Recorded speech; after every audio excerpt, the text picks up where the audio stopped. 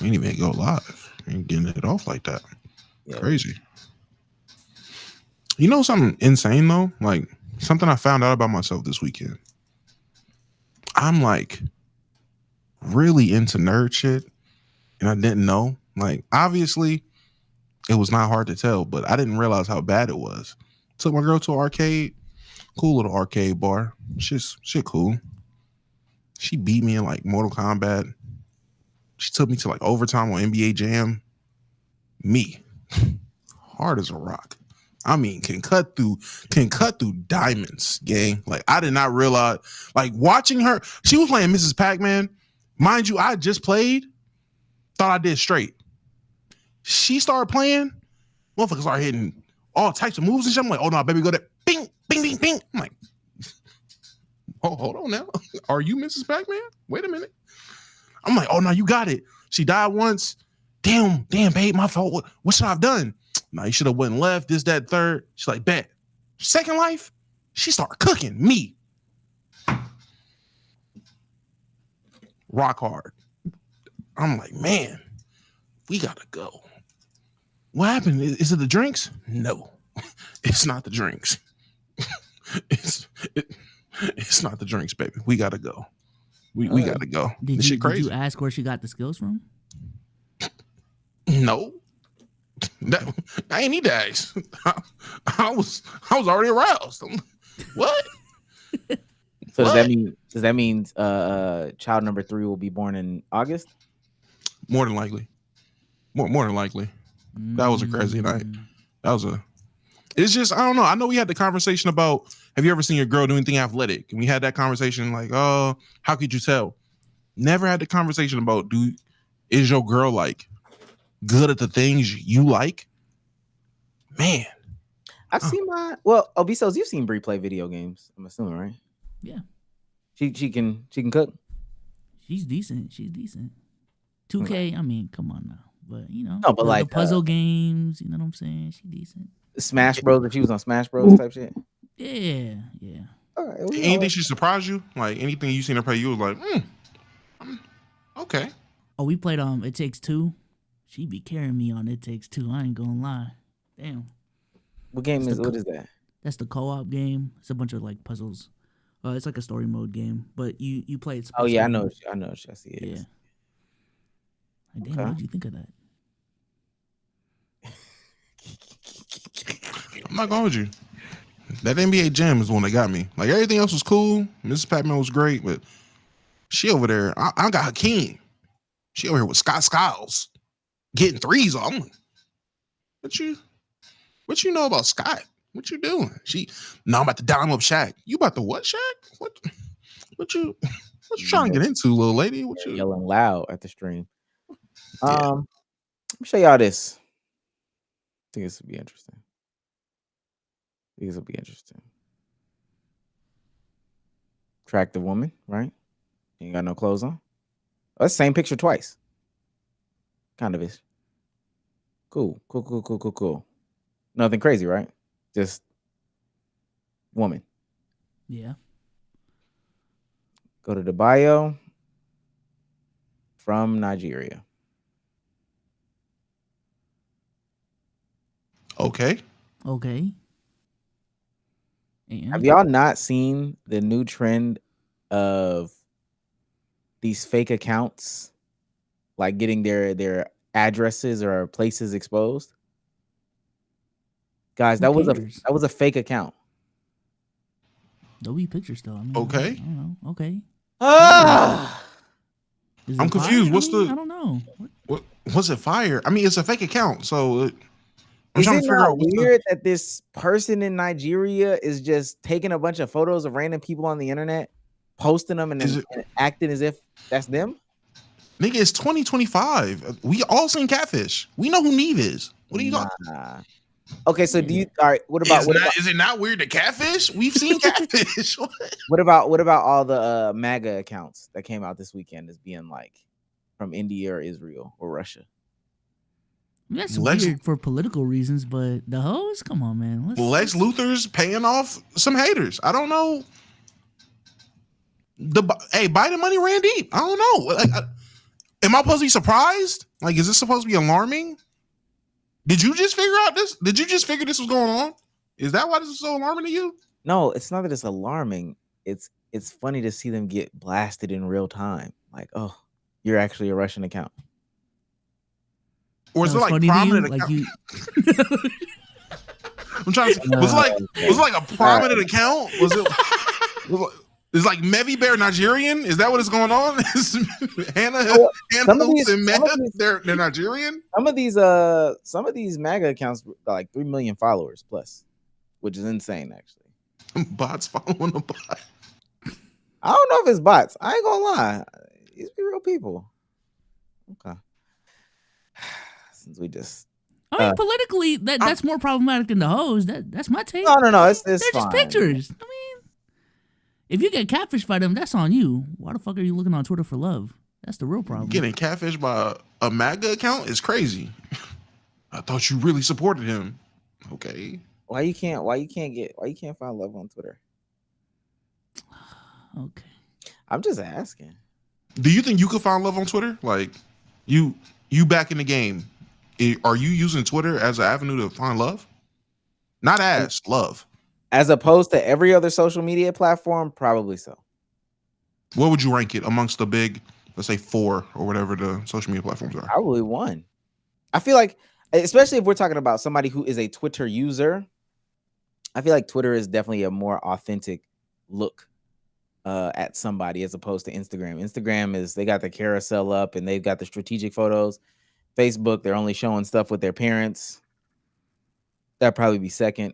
Snapchat? Oh, hell.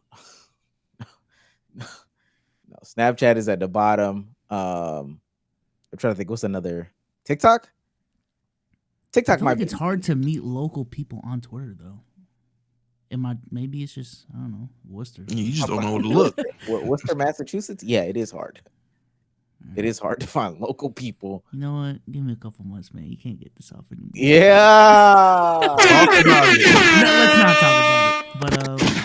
But ladies and gentlemen, mind you, we talk about finding the hoes, by the way. Talk to me in a couple months.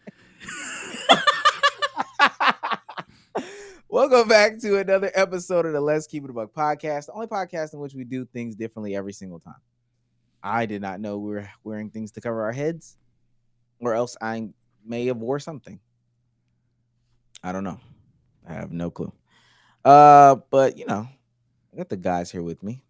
Damo, how you doing today? damn. Did you mute yourself?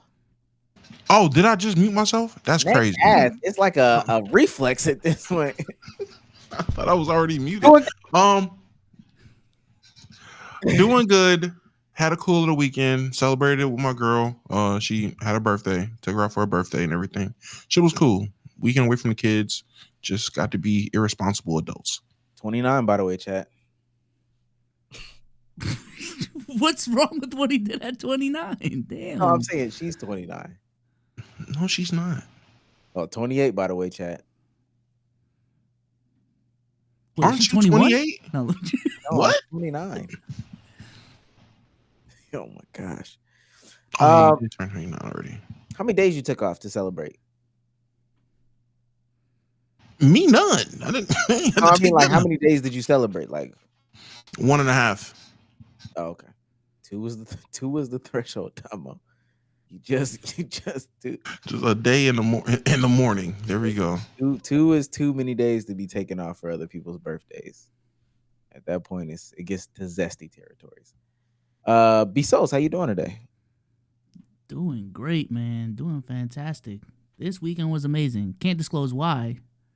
The guys know though. But You saw Wicked. Okay. Was it good? It was good. Yeah, it was good. I think the first one was better, but it was a good movie. Is it over with? When you take away all the press conference drama and just watch the movie for what it is, like, it's a good movie. All that they got going on? Yeah, that. Yeah. Is it over, or is there going to be a Wicked 3? Or I think they're speculating. Well, the next one would be just Wizard of Oz, live, like remastered or whatever. Like that. Oh, so there's not like a post-credit scene at the end of Wicked? I mean, they both alive at the end, so they could do whatever the fuck they want. So, Spoiler ass. What the fuck? oh, I know. You I should have seen Wicked. I'm mad. I want to see Now You See Me. What? That was a bad choice. I'll say this. That's a bad choice to see. Wicked also doesn't seem like the best choice to see. Did you watch the first one? I don't watch musicals. Musicals are not my thing. Well, it's a bad option for you if you don't like musicals. But if you like musicals, I mean, it's top tier. Do you like musicals? Yeah, I mean, I guess. I mean, I like Wicked. No. What other musical have you like Thank watched you. and enjoyed? La La Land. Okay. Yeah, I'm gonna give you that just because I did it don't know again. what that is. There you go. It won like a award. Hamilton. I like watching Hamilton. You like Hamilton? Yeah. I watched. You it. like musicals? Sometimes I gotta remind myself about It wasn't a movie though. Like it was just a recorded version of Hamilton, but like high quality. A bootleg? A play? No. Yeah, it was a play. Oh, okay. Oh, there you go. How was your weekend, Omar? You know we don't ever ask. Oh, what did I do Saturday? I don't think I did anything spectacular Saturday. But I actually did probably do something Saturday. I just can't remember. I did go to my family. So my bigger family has a Thanksgiving, like a bigger family Thanksgiving on the Sunday before Thanksgiving. And then we do our like normal Thanksgiving on Thanksgiving Day. I went to that, and because of a bunch of situations and circumstances, we ended up having it at Piccadilly because it was just more convenient for people. Let me tell you something. Every food place that you had as a child is not good as an adult. It's just not. I don't know what's changed. I don't know if the chefs are different. I don't know if my taste bud is different, if my tongue is different. I don't know what's going on. But what I can tell you is Piccadilly's is nasty. Applebee's is nasty. Chili's is nasty. Ruby Tuesdays is nasty. Outback Steakhouse is nasty. All these things are nasty. And like McDonald's. You know what's crazy though? I'm gonna keep it 100 with you. I'm gonna keep it 100 with you though. I'm gonna be honest with you. I'm gonna be honest with you. As a kid, we did not eat McDonald's like that. Like, really not even. So McDonald's is grown adult. Hold on. To... So, all those other places you named, were those places you frequented as a child, or just growing up? Were those places you had what you would consider regularly? Frequently enough. I had Applebee's way more than I had the McDonald's. And you just discovered the issue. Because I was thinking the same thing. The places that you frequent a lot as a kid or just growing up, you just get used to it. Like it doesn't have that pizzazz anymore. It doesn't have that nostalgia feeling no more. You're just used to it. The places you haven't had, like you didn't grow up eating or you just didn't frequent, that shit was smack as an adult. That's why I love Bojangles so much. I ain't gonna hold you. That's fine. I'll say this. I also had Piccadilly's 10 times. We had Piccadilly's. I mean, I'm black, so I don't. We had Piccadilly's a lot. Piccadilly's is so nasty now. Every vegetable on the little bar tastes like water. The bread tastes like the box. The meat tastes like all the meat tastes the same. All of the meat tastes the same. So I mean, you're just talking about like chain restaurants, right? Like TGI Fridays, Applebee's, and all of them. Yeah, I mean, what else would it? Yeah. I hope you wouldn't talk about Ruth Chris. No, I just feel like at some point, like everyone has the realization of like, damn, the local shit is better than TGI Fridays. I don't know. But you don't really care as a child because you just go where your fucking parents bring you, and that maybe that's what all they can afford or whatever. But yeah, it was the closest place after church. I will say this too, and this is where it really gets Piccadilly to describe it to y'all because this will make sense. Piccadilly's, Damo. I'm pretty sure Damo know what Piccadilly is. Oh, you don't know what Piccadilly is? Oh no. They gonna question your black card. I ain't gonna lie, gang. Let them. Piccadilly is like Big Daddy's in the sense of it being like a cafeteria style bar. Food, way worse. Way worse. Damn. Yeah. Jay said it must be a Georgia thing. I don't know. If you're new to this and you want to be true to this, make sure that join button, that like button, that subscribe button. Make sure you tell a friend to tell a friend to tell a friend. If you're an audio listener, please leave a 5-star review. We got a message from Howard Stern. Yo, I like the pod. However, not a lot of 5-star reviews. Bezos, you got a 5-star review to read for us? Yeah, we got two quick ones. Hold on with that. Okay. Yeah, this is from Don Gabbert. 5-star review. Just wanted to leave a quick review. Keep doing what y'all doing. Question for the pod. Do y'all think Tyrese Maxey is an all NBA level guard? Yeah. I gotta watch his player's choice. Yes, I would say he's in the conversation right now. Yeah, absolutely. And then the next one is from Mr. FZXR. I need help. My dad left me. What do I do, Dom? I don't know, nigga. I know my dad. My dad didn't leave me.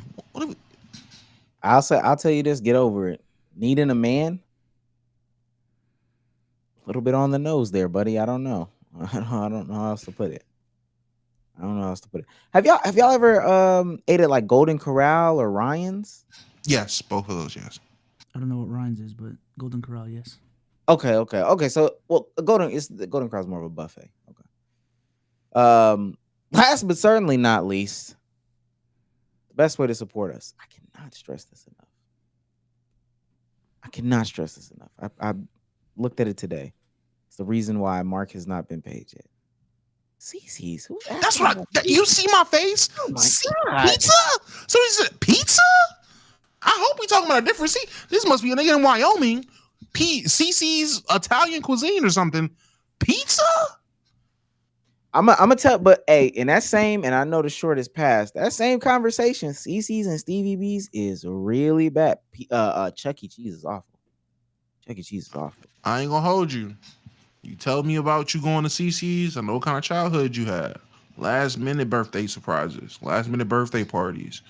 Your parents forgot to do something. Probably had to use that birthday money for the rent. It's cool, Junior. You going to CC's. Have a ball. Y'all went there for $5 for 3 of y'all, man. Get the hell out of CC's, man. That shit is trash. CC's was like where the school had the event. You know what I'm saying? See, I don't know about CC. And not even a good event. This wasn't even like something super good. This was just like average. Yeah, this wasn't like really rewarding y'all for getting like really good grades or the winners of the science fair. We meet up at CC's. It was winners of the pep rally events. Like that was it. Somebody said used to get free CC's for school fundraisers. Yeah, CC's and Stevie B's, y'all, is God. America is so bad. Horrible. CC's. BCL said you don't know what it is either. You know what Stevie B's is? What are these places? Nah, he's naming. I ain't gonna lie. He is naming some Georgia ass places. No, I don't know what CC's is. Stevie B's. I don't know what the hell Stevie B's is. Stevie B's is CC's. It's just another. And I'm about to say, and basically, it will sound like what used to be Mr. Getty's out here. It just like a fucking arcade little pizza spot or whatever people do parties at. CC's Pizza is trash. The only thing they had was good desserts. So CC's B Souls is a pizza buffet bar, right? Mm-hmm. Oh, these shits used to kind of go though. I ain't gonna lie. Hey, the desserts. Yeah, the desserts, the cinnamon sticks, fire. I can do that all day. So you go down the line. They got salads, of course, but then they have just like a bunch of different pizzas: meat lovers, supreme, macaroni pizza, buffalo chicken pizza. And you just go through the line and you get a slice or whatever, and then you just keep going back. But it's a buffet. It's Golden Corral, but with pizza. And then they have an arcade. They have an arcade. That shit nasty. It's trash pizza. It's the quality of the food. Yeah, it's bad. It's like knockoff DiGiorno's, nigga. Like it's bad. It's one step above. DiGiorno's is crazy. It's one step above the pizzas you used to get at school, gang. Like it's one step above that. And this is not too much. This Stevie B's, you see the dessert joint, the marshmallow with the chocolate, man. They used to do some foul stuff, flagrant. Yeah. This was that was basically Mr. Getty's for out here. I know exactly what you're talking about. Yeah, this shit loaded baked potato. Just doing shit to pizza. Just doing shit. They just put potatoes on a pizza, and we was eating. Tearing it up. Motherfuckers is tearing it up. Hey, Damo, go ahead, stacking slices on top. Niggas sitting there with forks and shit when they bringing out the fresh pizza. Oh shit! Oh, here it come. Hey, waiting like the Golden Corral had the crab legs or whatever, or the Chinese buffet would have had a crab leg. We used to go to the Chinese buffet too, bruh, and just waiting for the spinach Alfredo joint. Matter of fact, the next time we do a meetup, We going somewhere like that. We have to. We gotta find a local CC's or the CC's equivalent. That's That's a banger. I ain't gonna lie. Man, that food's so nasty, bro. Trash. That food is awful. Anyway, people say I forgot Omar. I forgot about them. Yeah, I'm fat. I used to be fat as a kid. Gang. The best way to support us is by sending in a super chat. He's on fire. Shouts out to Nobly for $5 to say this is a super chat. Wanted to know if y'all saw the husband that ignored his wife for 2 weeks while they were living together. No? Oh, I think I did see it. Send it. I think I did see that. Send it. The seafood pizza? Oh, shit. Yeah, DM me. Shouts out to the dwarf for $5. He's on fire in the form of a gifted membership. Shouts out to the dwarf for becoming a member for 11 months himself. He's on fire or herself. Says, damn, y'all really gonna make me pick between watching y'all and Sage right now. It's really giving parents getting divorced during the holiday vibes. Nah, this is crazy. You know what's funny though? My mom texted me 2 days ago and was like, so when me and your dad got divorced, like, how did that affect you specifically during the holidays? And I had to tell her, Mom, I promise you, because they got divorced and then like the next year in January, he died. I was like, Mom, I promise you, the divorce was not even the real issue.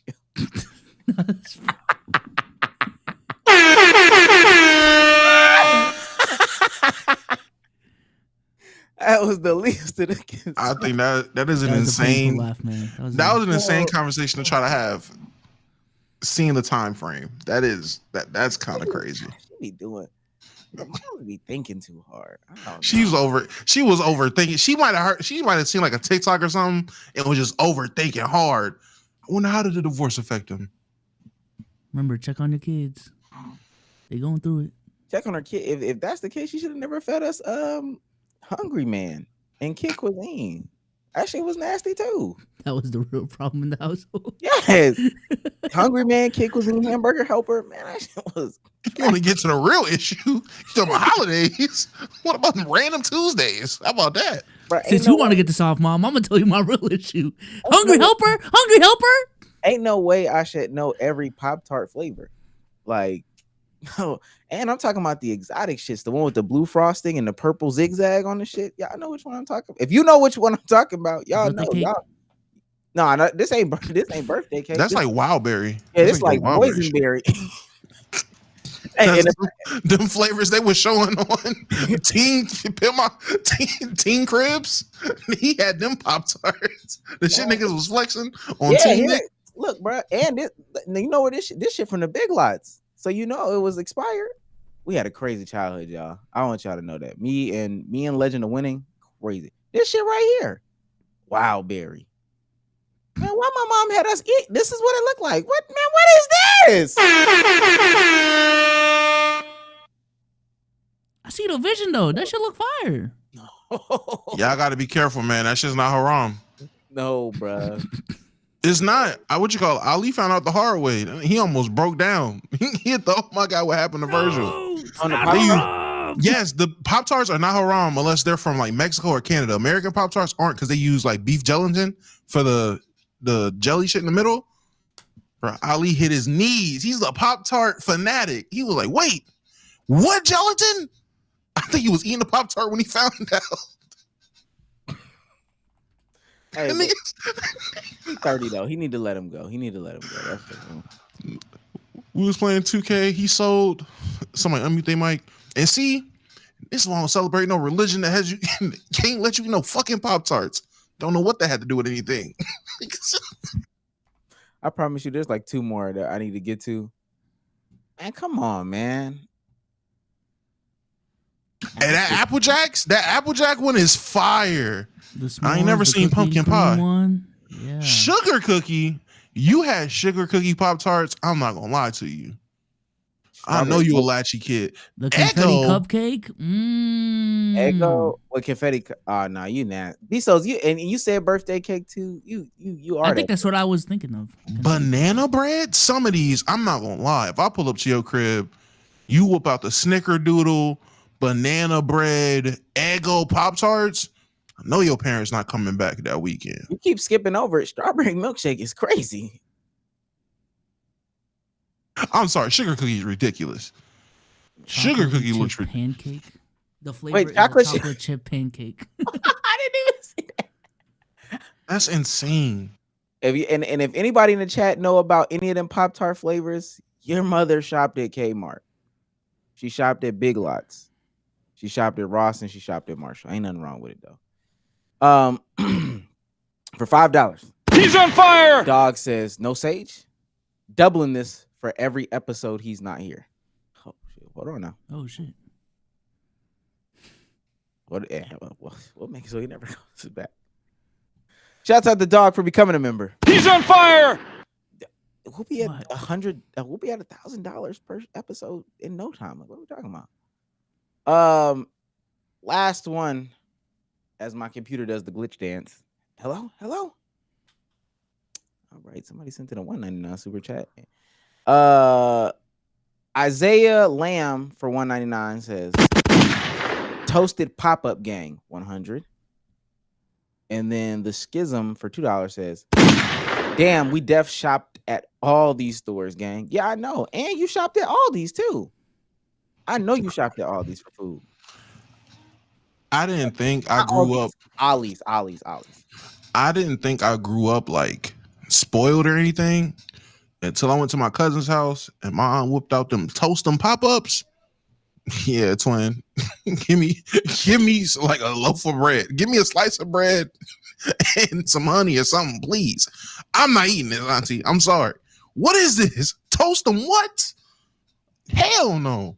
It ain't wrong. Yeah, not all these. It ain't wrong if you shop at them stores, and we're gonna get into the pod. It ain't wrong if you shop at them stores. If you shop at them stores for food, what you doing in Big Lots for food, gang? We will stop anything and everything we're doing in order to read your super chat. They better than Pop-Tarts. Man, get that trauma out your life, man. Get a therapist. Let's get into the ball. My bad. No, he's talking I about wasn't the toast them pop-ups. Better than Pop-Tarts? Yeah, therapy now. I wasn't a toaster strudel guy because I felt like in them packages, man, all right. I wasn't a toaster strudel guy because I felt like after you ate one, it tasted freezer burnt real fast. Unless I'm tripping. How y'all put stuff back in the freezer when y'all like open the box or Eggo waffles or whatever? How y'all put that back in the freezer? Seal it? I'm about to say seal it and put it back. What you mean? How you seal it though? Depends on what it is. Tie it. Oh, you tie it? Okay, Damo. Or use a clip. Paper clip. What are we? Not a what are we paper talking clip. about? What are we talking about specifically? Like a thing of Eggo waffles. You open it up and then you take out 2 waffles. Yeah, that's what I. That's what I thought. Fold it up, roll it up, put it up. Yeah. I thought that's what and so that's how they tasted freezer burnt. Because I just realized you might need to just put it in a bag, like a Ziploc or whatever. But maturing is realizing that is the case. But growing up, you didn't know that. Yeah. I'm still a big ass kid. I did that to my daughter waffles this morning. The hell are they talking about? All right. Let's get into it, man. There's a lot to these videos. We're not going to play the whole thing, but apparently there is Zeef in the NBA forward streets. Kenyon Martin and the rest of the collective over at Gil's Arena got on their podcast and talked about scuffling players, 90s players, specifically, though, targeting Saginaw's finest, Michigan's own Draymond Green. For one reason or another, I don't put him in the category with the guys that I named. That's all. And I've watched Draymond's career from the time he came in to now. And I think a lot of the things and the people who he has done things to has been calculated. I don't think it's not spur of the moment things. It ain't reactionary things. It's people, and I said it's just people who he hasn't hit someone or did something to someone, and someone's instant reaction is the next step, right? Everybody complains, everybody looks for the refs to break things up.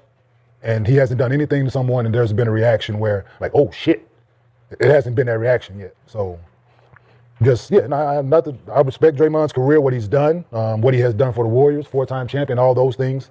Yeah, not to take anything off his career, but no, I just don't put him in the category with Rick Mahorn, Charles Oakley, those guys. Like I don't put him in that category. Like a Zebo say I'm Otis Thorpe, bully the bullies. Or Buck Williams. I don't put him in that category. With Zebo, I don't put him in that category. I don't. Now let's be clear though, because I think that this is where there was a lot of misconstruing of these points. This is specifically about NBA altercations. This is not about players. At least this is how it started. This is about NBA altercations, fighting, getting into it, squabbling, being the tough guy enforcer on the team. That is what this is about. And that is what Kenya Martin is saying. He would not put Draymond Green in the same category as these other players. Do we have any thoughts about that just off top? I hate when former crash outs or former hotheads get to talking about Draymond specifically, because they can only see it through a lens of, if I was out there, that wouldn't go on. When I was out there at 34 and he was a young pup, he didn't do that to me.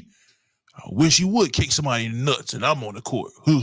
Like, it's a bunch of that energy, and that's whack as hell. To be honest, Draymond is an enforcer. I mean, he's shown he's an enforcer. If you want to sit there and call the rest of the league soft because they let Draymond get away with it, that's on them. But Draymond's definitely an enforcer.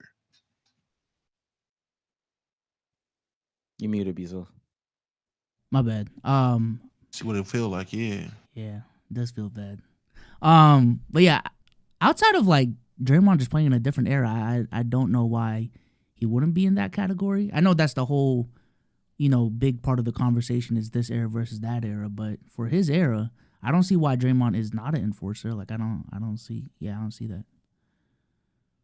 I mean, I don't know. The enforcer may mean something different in 2025. So like I wouldn't expect Draymond to be any of the enforcers that really physically punch somebody or whatever, because that's just not, the league is different now. So is it really a slight on him to say that? Or why would I even have those conversations? Because I also don't think Zebo is in that same conversation.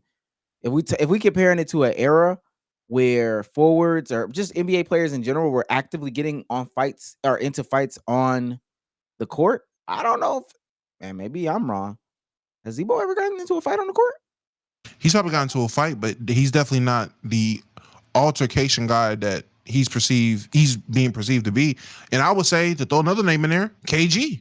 Kevin Garnett's not in that. He wouldn't be in that conversation then. There's way too many instances where someone soft or someone who shouldn't have got it off or whatever tried to do something. Man, Channing Frye went in his face after he got hit in nuts. And KG just backed up. Like, KG didn't bark, none of that. Like, KG is backed down from a couple of people, a couple of situations. KG ain't always crash out. So is KG now not an enforcer?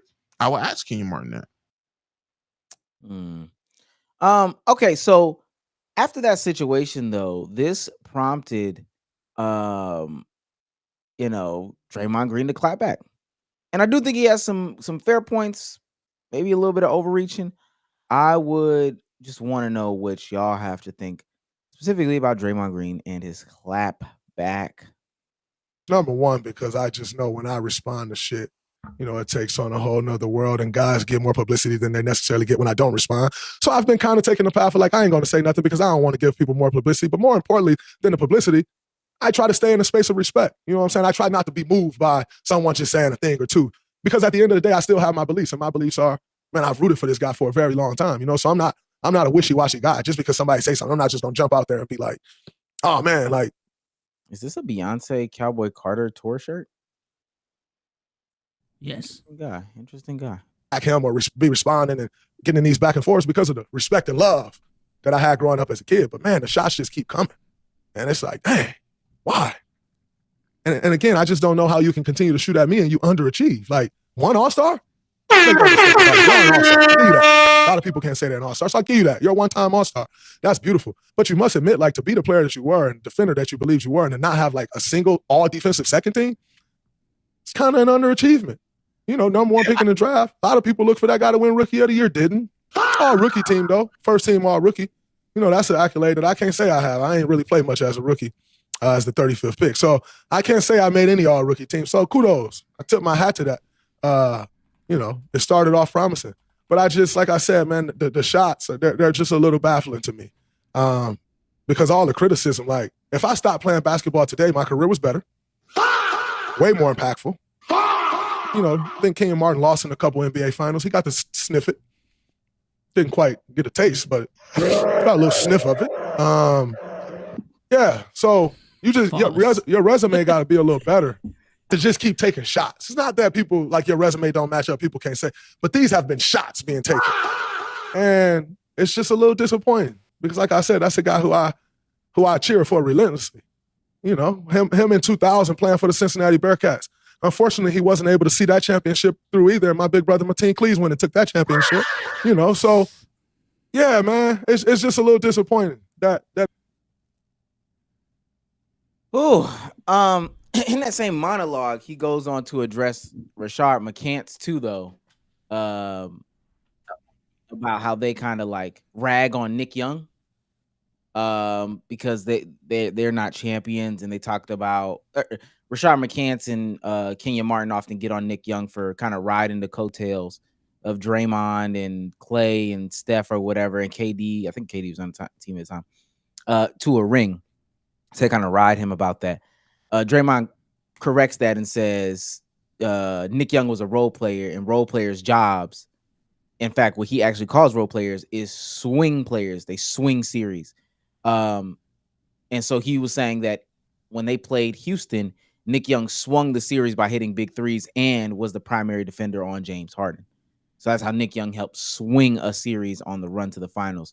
But then doubles down and says, you know, Rashard and Kenyon wouldn't know anything about that because they didn't win the finals. Lord have mercy. Even better, he said, Kenyon, you weren't the swing player that they needed you to be to win. Yeah, that's exactly what he said. I was like, and he's not lying. 3 for 23. Yeah, because I don't even think those series were blowouts for real against the Spurs. Like, it was from my understanding, Close games. Close games. You know, would have been closer if someone didn't shoot 2 for 29 or whatever it was. If someone swung the series. If someone didn't decide to take their career high in 3-point percentage in field goals in the finals. Yeah. Ooh. I'll say this for because, you know, in this moment, because I think that's where a lot of people took this. In this specific moment, Draymond Green is not addressing that incident, but addressing the conversation around him. I'm not gonna lie, I don't know if y'all feel this way. Draymond Green, for a lot of people, is like an easy target. Yeah, it's an easy target just throughout his career. People constantly rag on Draymond for his inability to score or riding coattails or X, Y, and Z element OP. It's just so funny though when these NBA players do it per se. And it is interesting to see the ones that like Draymond Green and don't send shots at him, and then the ones that do like Draymond Green and don't send shots. You know what I mean. But it is they constantly pick on Draymond. They constantly pick on Draymond. Nah, and on one hand, I think it's unfair the way that people try to get at Draymond and goat him into a response, and he's unjustly criticized for the impact that he's had. But then, actually, no, there is no but then. That is the end of the conversation for me. Draymond is one of the more impactful players we've seen this decade, this modern era of basketball, like super impactful player. And players that came before him that filled that same role, they weren't getting the same type of disrespect from their peers. Like they aren't giving their peers that same level of disrespect. No one is worrying about, like, Kenyon Martin wouldn't dare worry about the impact Ben Wallace had on offense for a championship team because he respected Ben Wallace. Mm-hmm. They're not going, Shaq and them and Charles Barkley, they're not making these jokes about Dennis Rodman when Dennis Rodman was able to win with Detroit 2 times and then Shaq don't mess with Rodman, but I hear the sentence. He still respects him. He respects him enough to not just label him as an unimportant player, is what I mean. But because they don't respect Draymond, they act like it's nothing. Like his job is super easy. That junk is whack. That's a whack way to go about it. It's some weak era bullshit. From the conversations I've been hearing, that's ultimately what it is. They don't respect Draymond because he plays in a weaker, softer era. So, being the big dog in the softer era, like, what does that mean? That seems like where they're coming from. Also, I don't want to spoil it because I feel like we're going to bring it up. The list that Kenyon brought up of all the power forwards better than Draymond, literally anyone who can remotely score better than Draymond is just automatically better than Draymond, which I think is nasty. Plus Dennis Rodman. Apparently Dennis Rodman is still better than Draymond. So I don't know. I do respect Draymond from this front. Like he never like initiates these clapbacks when it comes to the older players commenting about him, at least from what I've seen. Now, I may be misremembering. I do see him discrediting the younger players of this generation a little bit more. Maybe I'm wrong on that. I feel like I've seen a clip, but yeah. When it comes to this, I got no problem with what Draymond's doing. Yeah. So to get into what B Soul's actually saying here, we get a clapback of a clapback of a clapback because Kenyon Martin takes it upon himself to make a list of all the forwards. I think he said like 200 forwards that he would take over Draymond Green. Name 200 people better at basketball than Draymond Green. I'm talking about basketball, skill set of basketball. I can name 200 people that I think are better at basketball than you. That's people. I dumbed it down to power forwards, right? I dumbed it down to just power forwards. How many people you think we can name? Never mind. People that are really good at basketball, man. Like all around, they do things more than just score. They do better, like they play basketball. Their skill set is that, like they really good though. So let's go down this. Should we go down this list? Should you 50 power forward? 50. So this is a list of. I was gonna cut it short, but then my basketball savantness, if that is a word, kicked in, and You going yeah? By the way, I don't want to fast forward it. this is It's only 3 minutes. Okay. where we are with this situation, right? So here is Kenyon's power forward list of Mount. Yeah, this buck, this 50, right? So let's go down this. So watch this. So we got Giannis, Anthony Davis, Dirk, Charles Barkley, Kevin Garnett, Tim Duncan, Dennis Rodman. Look at this, man. Oh, I said Paul Gasol. Paul Gasol on the list you didn't hear? Yeah, he on the first page. Paul Gasol is on this side of my list. He number 15 on that side. Paul Gasol number 15 on that side. You know what I'm talking about? And guess who I didn't mention? Me. So I ain't even mentioned me. So You skipped through the whole list. Yeah, I wasn't about to listen. Okay. Hang on. We're gonna do a little exercise, but I ain't in there. Come on now. I ain't doing While you that. set that exercise up, Souls, let me ask you. Do you think Draymond Green compliments Steph Curry? Absolutely. Do you think Draymond Green compliments James Harden? Absolutely. Who do you think compliments James Harden more? Draymond Green or Pau Gasol? James Harden? Yes. Draymond? I'm gonna still say Draymond. You know we gotta be so. Now I will say this. So the reason why Damo even asked you that question is because, shouts out to who is this? NBA Central. They compiled the list and tasked people to just see it in full force. And you could interpret how you want to interpret it. What Kenyon said, I think he gave a little bit of detail in the conversation. But these are just the power forwards that are better at basketball than Draymond Green, according to Kenyon Martin, including himself. He said he believes he is himself better at basketball. Now, I don't think a lot of people have objection with the top half of this list, and it all depends on how you look at this list. The bottom got crazy nasty. Crazy nasty. Nene, come on, bro. Popeye Jones. Reginald Evans is. Reggie Evans, that's when I knew he was getting his head off. And you know what? Let me say, as a fellow drop my 200 name list person, welcome to the fam, man. W negativity.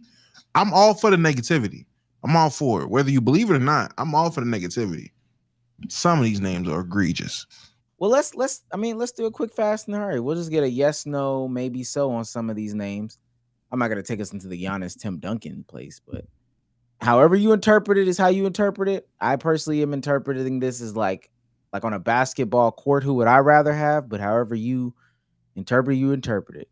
Yes, no, Draymond's better than Reggie Evans. No. Oh, yes. Yes, Draymond's better than Reggie Evans. Yes. Popeye Jones. Yes. Yes. And let me do, because I know what the older kid generation is gonna say. You don't have any idea how good Popeye Jones is. All right, bro. Come on now. Popeye Jones is a 7-point per game scorer, gang. I don't. Popeye. Yeah. Come on. We talking about Mr. Triple Single though. Nah, 7, and 1 on 40. What is this? 5 from the field. I hope this is one of those I had to see it type players, but He nonetheless. did verbatim say the last 2 or 3 is like for shits and gigs, just to piss him off. So I guess so. Nene. No. Oh, well, Draymond is better. Yes. Oh, well, yes. Yes. Okay, my bad. I got Kevin McHale.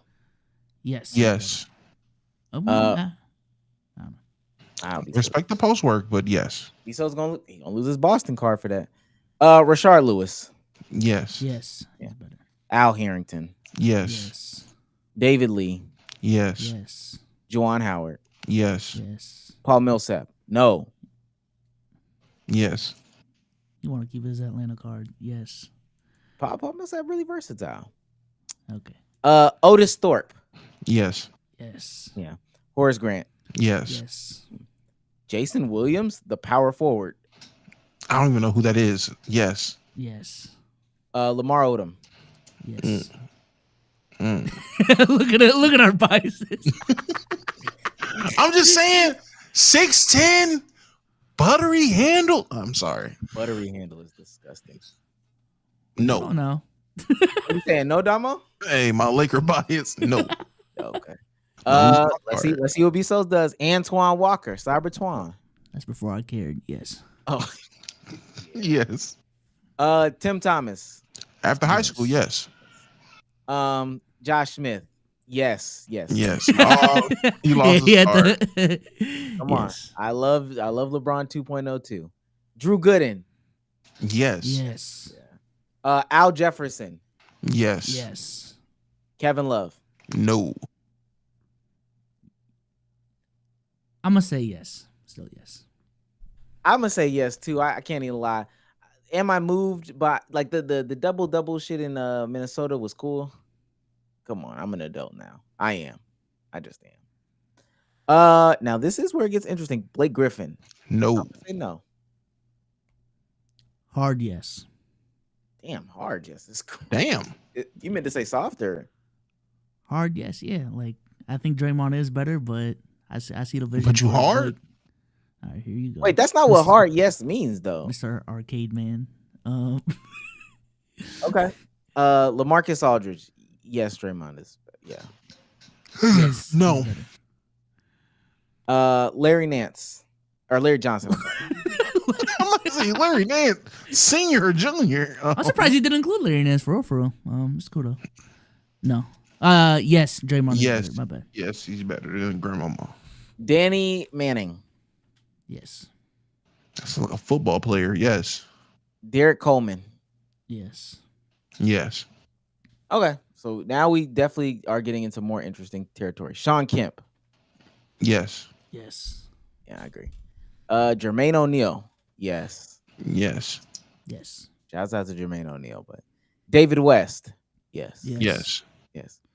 Carlos Boozer. Yes. Yes. Another overrated career. I don't know if people know about Carlos Boozer. Another overrated guy. Zach Randolph. Yes.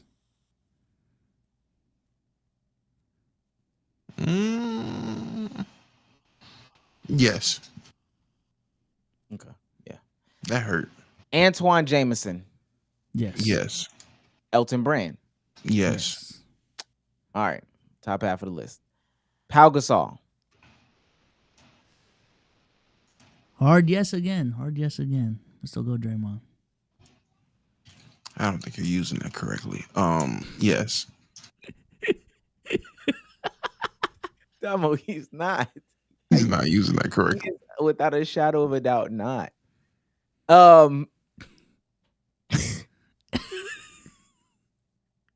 You are amazing.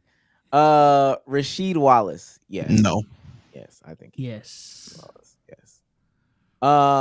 Okay. Chris Bosh. No. Yes. I'm gonna say yes. Oh wow. Maybe. I ain't gonna lie. Yeah. Amari Stoudemire. No. Yes. These are all hard yeses, by the way. Now. Chris Webber is to me not a hard No. yes. Yeah, I think Chris Webber is where I start saying no. No. Okay, and then the only other one that I want to do, Dennis Rodman. Yes. Yeah, I think Draymond's better than Dennis. Okay, not gonna do Tim Duncan, Charles, Dirk, Giannis, KG. I'm not gonna do that. So what did we learn? Oh, Kenyon Martin. We didn't say Kenyon Martin. Yes, Draymond's better than Kenyon Martin. Okay, Soft yes. That's an easy yes. you are. Oh yeah, now he knows what he's on. So can I ask you one question before we move on? Sean Kemp. Have you ever heard of his defense? Sean Kemp's defense. Has that ever been? Yes, actually. You've heard about Sean Kemp's defense? Yeah, in the '96 finals, like he was keeping shit up. Mm-hmm, mm-hmm. What about as a whole though? Not just a moment, just in general. Not as a whole, no. But he had a defensive moment, like Kevin Love. Series, like final series against the 72-10 Bulls. Okay. Like Devin Booker. Okay. I'll say this. I don't think. I mean, that team was a good defense. So I ruined your take. My bad, man. It is what it is. I get it. Let me say this to people because I saw some of the defenders of Kenyon Martin this weekend on the timeline, and this was supposed to be about one thing with Draymond. The shots that he gets hit with, just bring it to another thing. I did see a bunch of Kmart wasn't star-studded because so-and-so was in the league, or so-and-so was in the league, or so-and-so was in the league at that time. And maybe that's true for like all league awards. That is not true for specifically Eastern Conference awards, specifically All-Star. Them Eastern Conference All-Stars during his time, it's very achievable. Hence why he made it once. And really, you might have a really decent argument to say, he was probably snubbed. But at the end of the day, he did not make them. He just didn't. Can y'all imagine if Cooper Flag, after he was drafted, went to the finals in the next like 3 to 4 years, went to the finals twice. And in one of those games managed to go 3 for fucking 23 in a finals game and proceeded to not show up in the other times he went in the finals. Do you know how crucified that man would be? I just want somebody in the chat said Draymond over Kevin McHale. I just want to know what Draymond does better than Kevin McHale. You're being disingenuous in this conversation, so I just don't even want to. 48. You can't imagine one thing Draymond does better, like at Kevin all. McHale of all people. I don't even want to be that guy and call you out in the chat, but Say he's a casual. Say it. Come on. just one thing though. And Stop it. Because once you ask him to explain offense, easily McHale. Rebounding, easily McHale. That just leaves defense. Who's a Then better he shot said, blocker? "Hey, look." Then he gonna say, "Draymond a better shooter than Kevin McHale?" Question mark. Yes, yes, he is by definition. Yes. I don't wanna do that. Let's continue on, bro. You can't imagine one thing he do, just one thing he do better than Stop Kevin. it, man. You know it's 2025. There is no imagining in basketball conversations. People can't even imagine taking Draymond and Pau Gasol first in the draft and building around them because picks 3 and 4 are going to be so great. I'm not. People got no imaginations. For 199, Wavy Double says, Draymond King not of the better. drop step. My bad. Shaquille O'Neal? What? That's Boston's finest, B souls. Eh? Okay. Gotta give me a coffee.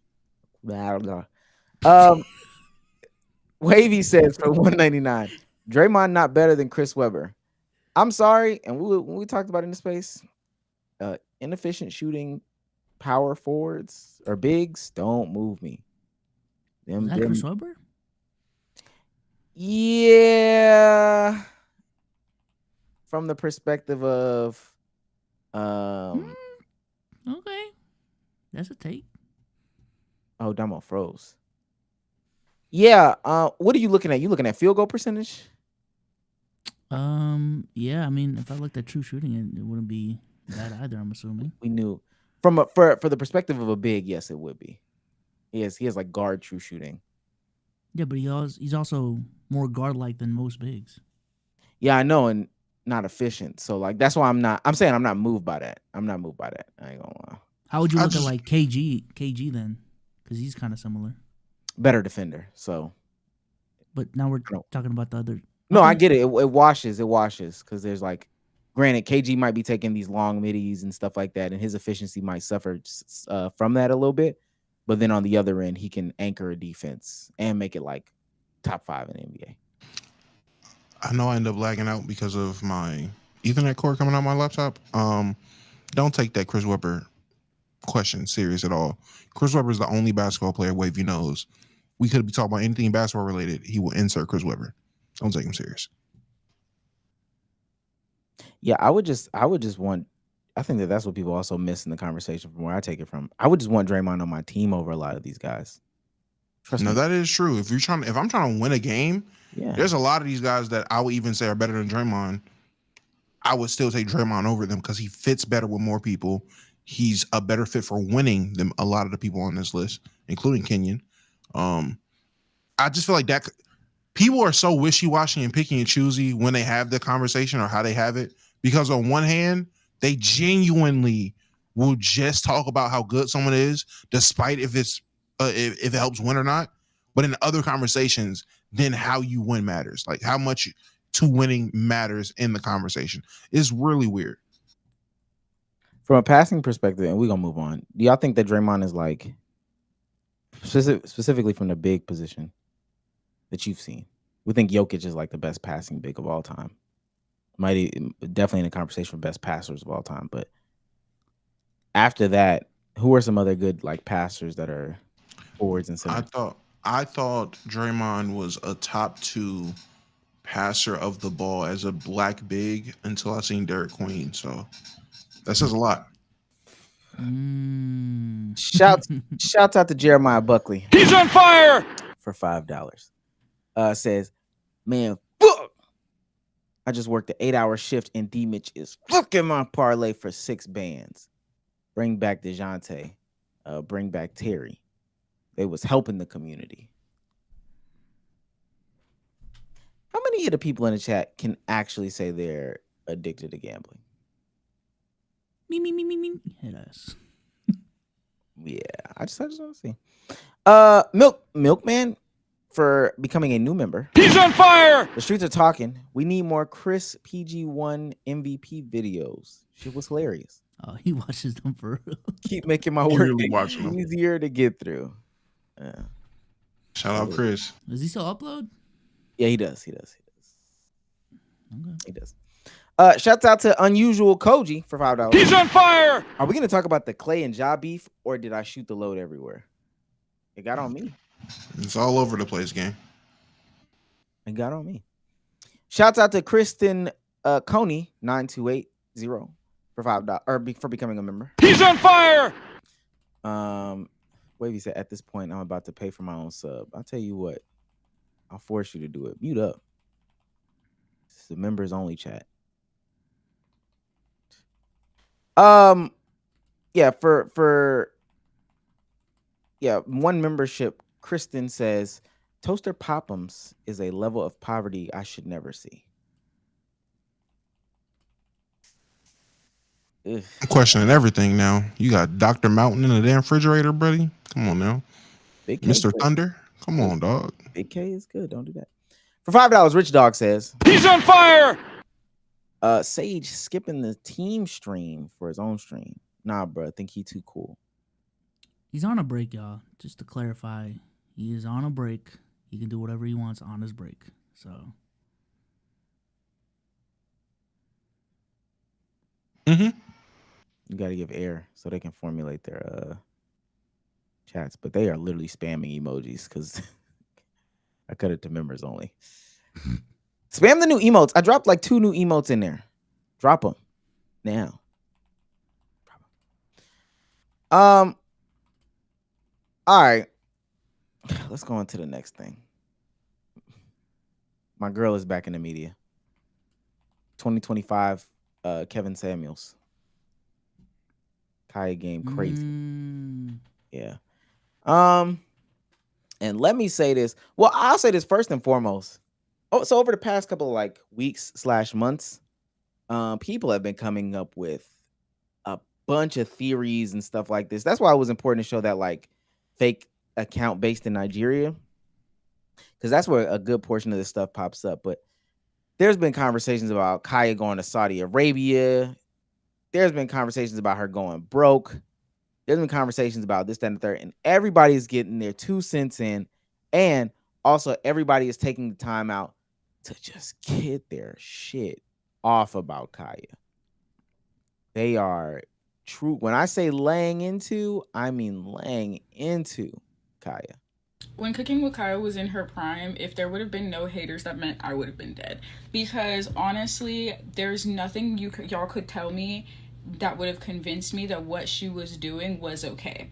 I don't find it funny to prey on women's insecurities, and I damn sure don't find it funny to prey on men's instabilities, not insecurities. A man's instability, the way that women were getting bullied in their own home, in their own bed, in their own kitchens, and Kaya was sitting there every single day watching this shit happen, watching men disrespect their girlfriends, post that shit. I have never seen the entirety of this video, and I made a story about it. I've never seen this. This is wow. Shit on TikTok, and she proceeds to get up every morning, make that fucking food, and shake her ass in front of that camera, talking about hee ha ha, I'm making money. You bitches are miserable, and I'm making money. I'm making money. You hoes is miserable. I'm making money, and that's exactly why she's in the state that she is in right now. When Cooking with Kya, she never did that. She said that Cooking with Kya sat there and watched. I'm gonna open back up the and preyed on men and women's insecurities. And she watched as women were getting bullied in their homes. Bullied, harassed. Mind you, the bullying was men going on camera, cooking with Kaya, and them getting mad that they watched the video. That's the bullying. That shit should go platinum in my household. I ain't gonna lie. I want to piss her off. Yeah. That's not. That was kind of crazy. I ain't gonna lie.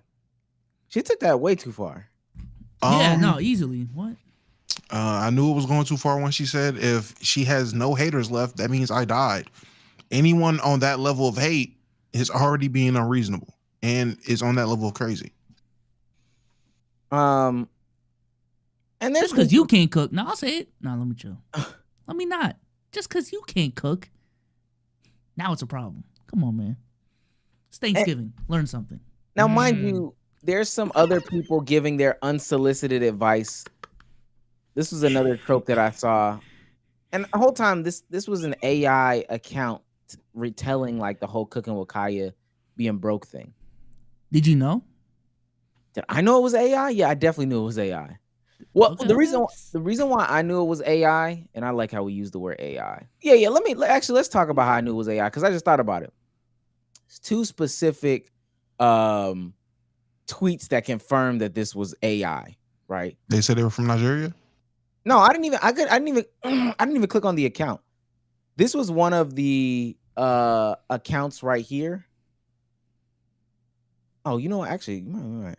So this was one of the accounts posting this. Cooking with Kya post about making less money now. I went from making so much to struggling in every way, and I just hate the truth. Is we're all 1 to 3 missed paychecks away from severe financial hardships. This shit is so unreal for me. Now, I know from doing 50 videos on Cooking with Kya, she does not have a Twitter account. She just doesn't. And if you go on any of those accounts, it is post like that, Telegram link for the videos. And I'm gonna let you know right now, if it's a Telegram link, it's a scam. Like, to get the videos, that's a scam, gang. How is it AI? It's AI. You know, we use AI to, as the derogatory term. It's just AI, gang. It's just AI. It's AI. Oh, word? I wasn't notified. Oh, you didn't know that? You didn't know? Come on now. Catch up, Grandpa. And then the other one that I knew was AI was this one right here of her braiding hair. Cooking with Kya picks up another hustle after the broke allegations. She can't braid hair. What if that was just a friend? That's what it is. And that's the most anti-black shit I've ever heard in my life. So as long as you understand, it don't matter what she does. If she's filmed or recorded or taken a picture of doing anything, that is her new side hustle now. I promise you probably gonna find a picture of her coming out of McDonald's. Headline: Cooking with Kya picking up DoorDashing after Baby 2K and other popular rappers decide to do DoorDash as a side hustle. It's nasty to sit. They're trying to get off on her. Can't have a fat ass and cook, but if it was teeny, wouldn't be a problem. Crazy. So again, these other accounts are getting their shits off about Kya. They're giving their unsolicited advice, letting people know what she should do. This is a rant about Cooking with Kya. I think everybody's wrong about Cooking with Kya, including Kya. Kya wrong about Kya. She shouldn't have posted what she posted. This is the problem. First of all, saying stuff. Yo, what's up with y'all, bro? Yo, these thick pieces, bro. I think everybody wrong about Cooking with Kya, Including even Kya. Kya wrong about Kya. Damn. No, she not safe. She not safe. All right. Now, mind you, she is factually, and she corrects herself, but we'll get to that. She factually is wrong about Cooking with Kya. Ain't 30. Stuff like, oh, I will take your man with my plate of food. Motherfuckers don't understand sarcasm. Please, they already was looking for a reason to hate you. A confident, sexy, good-looking black woman coming on here shaking ass and making yams. Babe, they was ready to hate you. If you say something like that, I'll take your man with my plate of yams, girl. You just gotta know they gonna be mad. Hoes mad. And you have to have that attitude. Hoes gonna be mad, they gonna stay mad. And besides, I don't even want your man. 2, when you assume that kind of persona, you don't get vulnerable on here because you already know people are waiting on your downfall. So you don't go on Twitter and say, in 1 to 3 paychecks, we could all be in the gutter, in the trenches, living paychecks to paychecks. No, girl, that's not your persona on here. You don't let these people clock your pockets ever, okay? That's 1. So she should have called me before she blew up and said, Nina, listen, I need you in my team. It's never too late. What in the clout chase is this shit? She should have called me before she blew up. Who is Nina? I had to say, mind you, chat, just when there's very, very, very, very, very limited access I have to her kitchen, she not cooking. The noticer is noticing. Not a dish. Nothing back there. Nina is a marketing and strategy extraordinaire who couldn't do like a base level of research on who could. Was that a white man? Okay. All right, No. Let's talk about it. That pin video that's going, is that a white man she was trying to hide? That's crazy work, man. I'm not listening to this. Yeah, we probably gonna have to fire some management. They not looking out for you. Why you don't got a Lonely Bands? People are saying she don't has a lonely bands. Okay, so then what's the point of catering to men if you don't have a lonely bands? I'm just telling the truth. There is no point, ladies, in catering to none of these if you're not gonna sell the content to go along with it. Because what That's her solution. That is Nina's marketing solution. The great equalizer. She really cooked up something different than what everybody else is saying. Why don't you have an OF? She got him. Yeah, that's not the solution. That is yeah. Do y'all think Kaya could have at least capitalized off her fame better though? I think that's a fair criticism. No, but let's let this video play. I know a little bit too much, so. Okay. you gonna sell them? Pots? They not cooking. Please, they looking at booty. You gotta lead them somewhere else for that. So if you don't got a lonely bands, forget the male audience. That's where you was wrong about yourself, girl. Just bite the bullet. You should have had Nina manage you. Now here's where everybody else is wrong about Kaya. People are saying, you know, the problem is that her audience was men, and when you be trying to be male centered, that's what happened. You turn out to be broke, cause men is broke. Not when it comes to their addictions. Let's tell it like it is. No, they're not. They'll always find money for what they want. So the real problem is you're confused about who your audience is, girl. It's like you want to be for the girls, but you're really for the guys, but you don't have a bottom of the funnel for anybody. So the girls is like, what? Is it pots? Is it food? The boys is like, is it booty? Everybody's confused. See, that's why you need me, girl. It's never too late, though. It's never too late. We can get your money up quick and not on Lonely Bands. We need to get your ass on TikTok Shop. I know the top products for the Black Friday. Girl, we could get you a good, at least 100 grand. But for the new year, it's never too late. Ooh, I can't wait to make this video tomorrow, boy. I tell you what. I ain't never been foaming at the mouth like this before. She wasn't too bad in the second half. Am I tripping? Nah, because I say this, the default to like, and Nina's page is so funny because I'm looking at her model bras and panties and stuff like that, and it's just interesting. The default to like sex work being the answer to all of Cooking with Kya's problems. And mind you just trying to like be her pimp disguised as management, begging for the work is the most insane. It's really insane. And as I scroll down her page, and I can say this on this platform. Call her bitch. Do it. No. And as I scroll down her page and I see her just showing her tatas off, showing the bras off, just trying to get the free you know what I'm saying? Like the sexualized content. She's doing it for the women though. And not being able to crack 10,000 views with 500,000 followers, or she has more than 500,000 followers. It just screams like, hey, I'm desperate. Granted, she might be getting her marketing stuff, but she didn't even know the basis of it. She had to put an update. Hey, didn't know that those were fake pages. Didn't know. I did not know that those were fake pages. Sorry. Thought that was real.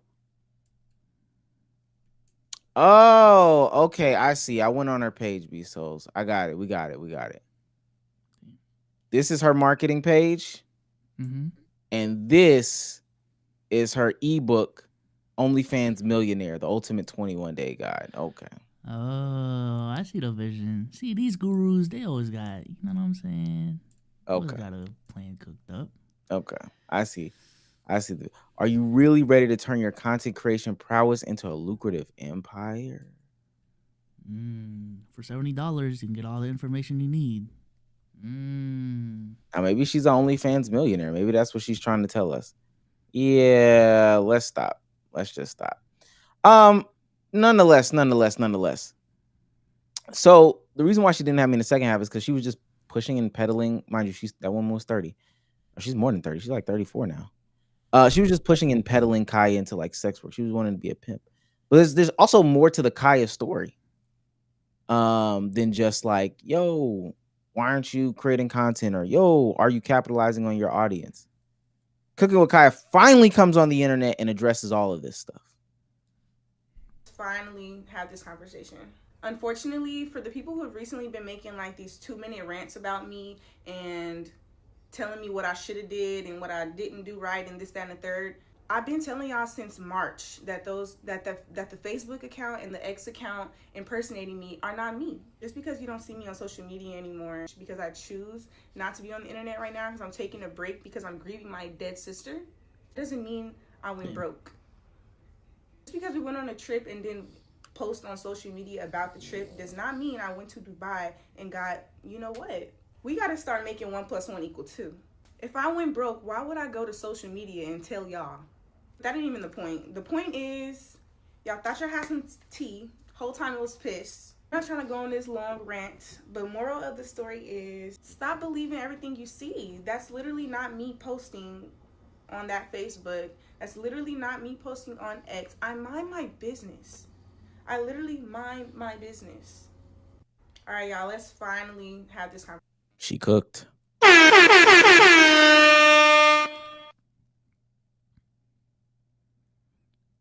Yeah. I mean, again, like I said, I think there's fair criticism on like how she should have managed her career, but all in all, in terms of her content being problematic, I don't got a problem with her content at all. I have a problem with people who are trying to tell this woman what she should have done when especially people that don't have a platform nor know what to do. Like, what advice were you going to give? You're going to sound like the one girl with the cat sitting in her lap. You should have made OnlyFans. You got an all-male audience. The next step is OnlyFans, right? Like, what are y'all? These people saying, oh, how she should have capitalized. She went to streaming university. I know I missed a lot probably. Sorry, baby. She went to streaming university. She kept doing her thing. I don't know what more. Y'all wanted her to make a book?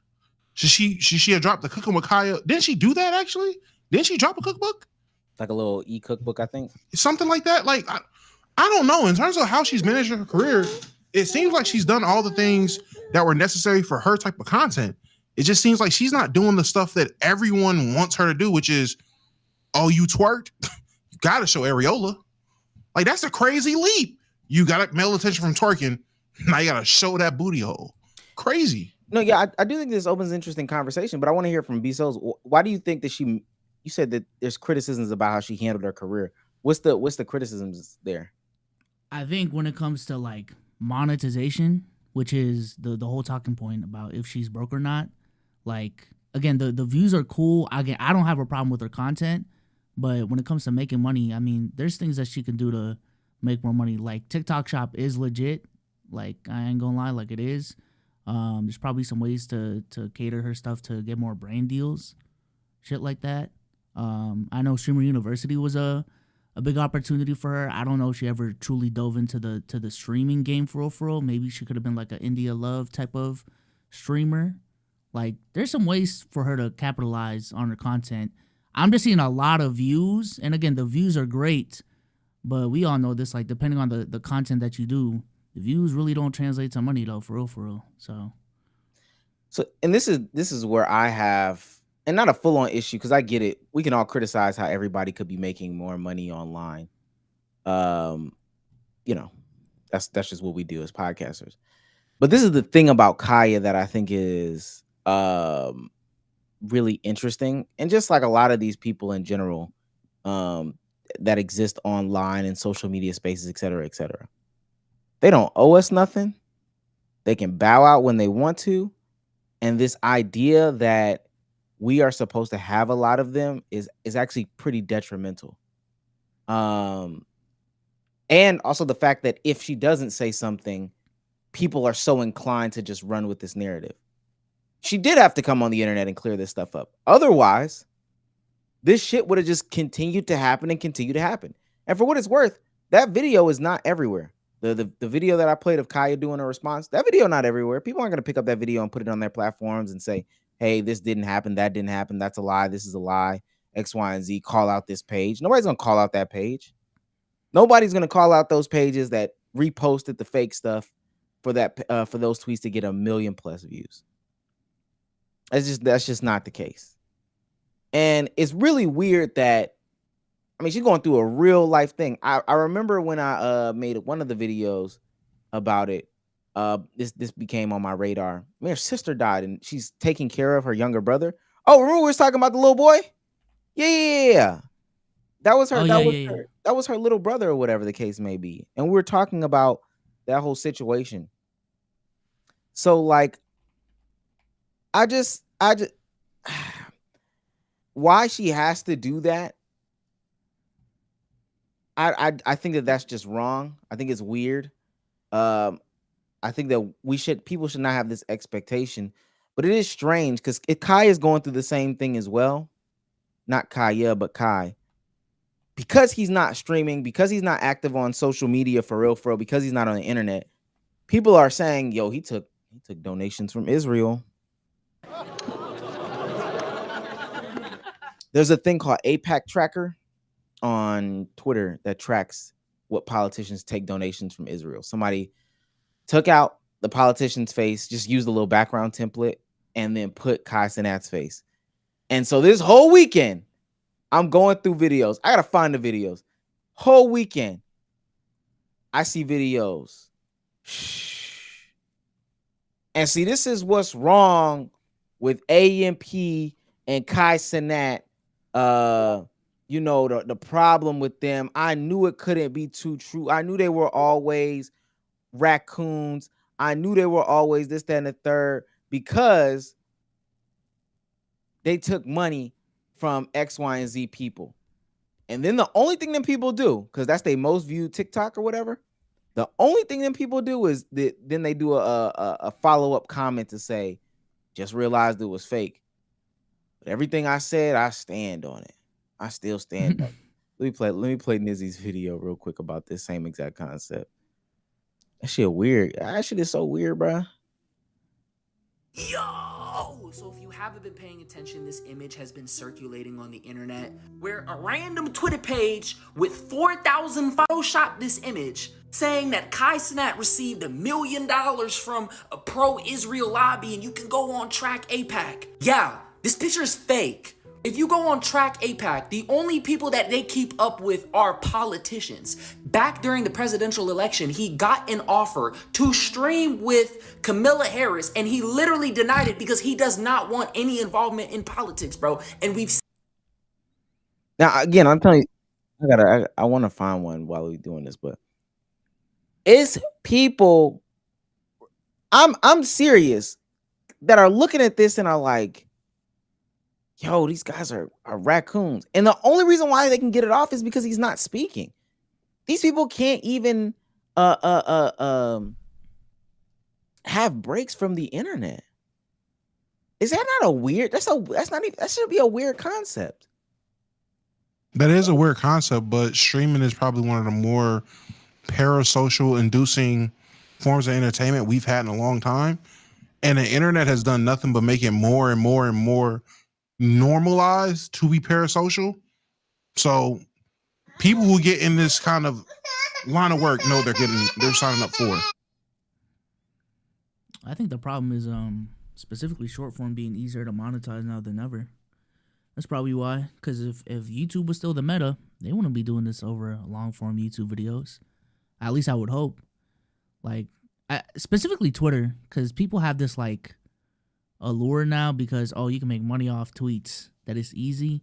So motherfuckers are like rage baiting the whole internet for 30 cents. And it's like, what are you doing? What are you doing? Literally the only people that make money on Twitter for real, from my understanding, are people who are politically aligned with what Twitter stands for now. So they get like the juicy RPMs. Or you gotta put like peak hood genius numbers. I don't know. And most of y'all aren't doing that. So y'all are doing all of this for $50 a month. That's nasty. So I mean, I think they would have still been able to get it off with the they'll still been able to get it off with the YouTube stuff, because this is nothing but an extended version of like plug channels. And that's what a plug channel shit started, was with YouTube videos. Like Your Rage and shit, they started clipping up videos. So we would have still got down this path. I do wonder though, when the course correction is coming to these like content creators or to this type of content.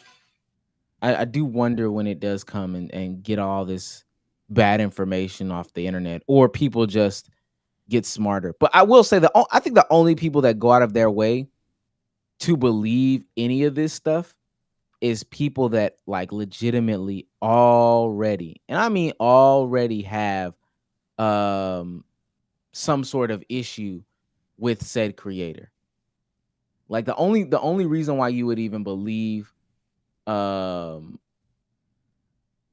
half of this stuff is if you already like had some deep thing about it. And that's kind of even what I was saying, where it's somebody would be like, yeah, I was wrong, but you know, I still stand on what I said. How can you still stand on what you said?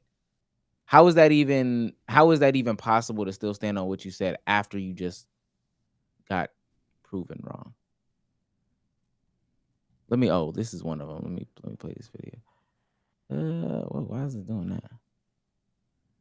Thank you for the sub chat. Oh my God, APAC with the 1 million gifted subs. Oh my God, genocide. Fucking 1 million gifted children dying. People, genocide. Children, what? Dying. Come on, bro. He's equating gifted subs to genocides? No, he's saying because he's saying the taking gifted money. subs came from APAC. Israel. So, Oh, I get what he's saying. Okay. Oh man, it's an evil world we live in. Shouts out to It's Just Me for being a member for 5 months. He's on fire! Women pushing girls to OF work and men pushing boys to scam. Oh, brother. That's the nastiest shit in the world. A Darsh 7914 sends 40 pesos.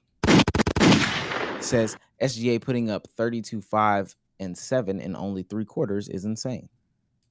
It is. When that happened? Insanity. Them only losing one game without J-Dub's crazy too. They're insane, dog. Did that happen tonight? You saying for the season? Oh! I see what you're saying. Yeah, man. We're not gonna talk about it because y'all won't allow this super team take to get off. But why is this not a super team? I would love the to. criteria. I think it is. I'm about to say, I would Wait love a minute. to. Wait a minute. Whoa. Oh. This is a super team, Bezos? Yeah, they look unbeatable based off of my beatability criteria. So yeah. Wasn't part of the criteria about how the team acquired them? No.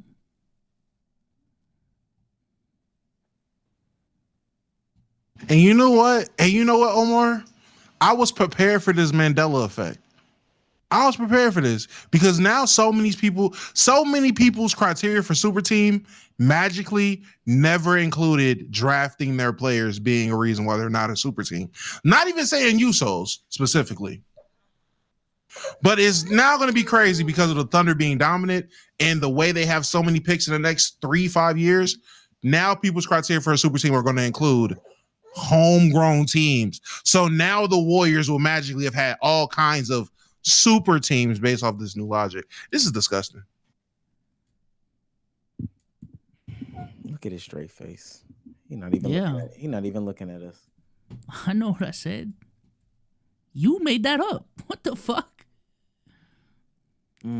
Wait, so you're sitting right here on pod saying you've never had the criteria of how they acquired said talent to be a super team never was a thing for you. You're saying that on record. I've never said, oh, this team was drafted, they can't be a super team. Never said that. That's never been a part of the reason. That's why you said it, but that's never been a part of the reason.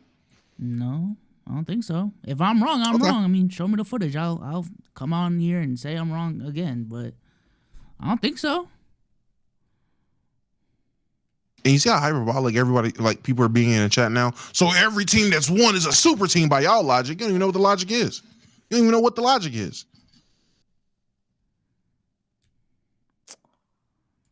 Okay. I mean, I agree with you, B-Souls. This looking like an unbeatable team. Yeah. And it How is do a you stop them type team. Yeah. Yeah. Are we on the same page or not? I mean, that's all that really matters, man. I listen. I'm just agreeing with you, big bro. I'm just agreeing with you. Salute. Super team, man. How do you stop them? I should. Oh God. You trying to look up the clip right now? That's No. I'm not. You know why? Because and we can get this off on this pod because we make content so much, that like it's like whatever, right? Like I could never comb through the content. I never could. I never can. So that's the sense. You got it, man. You got it. Hell yeah. Hell yeah. Let's do some quick ones real quick. So the other day, Curry left whatchamajig? Curry left UA, right? Curry left Under Armour. And I saw a lot of videos of people giving Under Armour shit. I think B Souls was one of the people that gave Under Armour shit. Yeah. Okay. So what's the criticism and critique of Under Armour for real? Now Curry has his own reasons. He claimed that like, he wasn't pleased with their results. He felt like they should have signed Caitlin Clark. That would have also been helpful. But Bezos, from your perspective, like what's the issue here? What's the issue? What did Under Armour really do or not do, I guess? So one, they damn near like Steph Curry fell into their lap for real, because Nike was trying to renegotiate with Steph Curry. They fucked up the presentation. Nico Harrison was actually the one who presented it, allegedly. Fucked it up. So Curry felt disrespected, didn't want to re-sign with Nike. So then he signed with Under Armour. This was also in 2013, before like he blew up for real.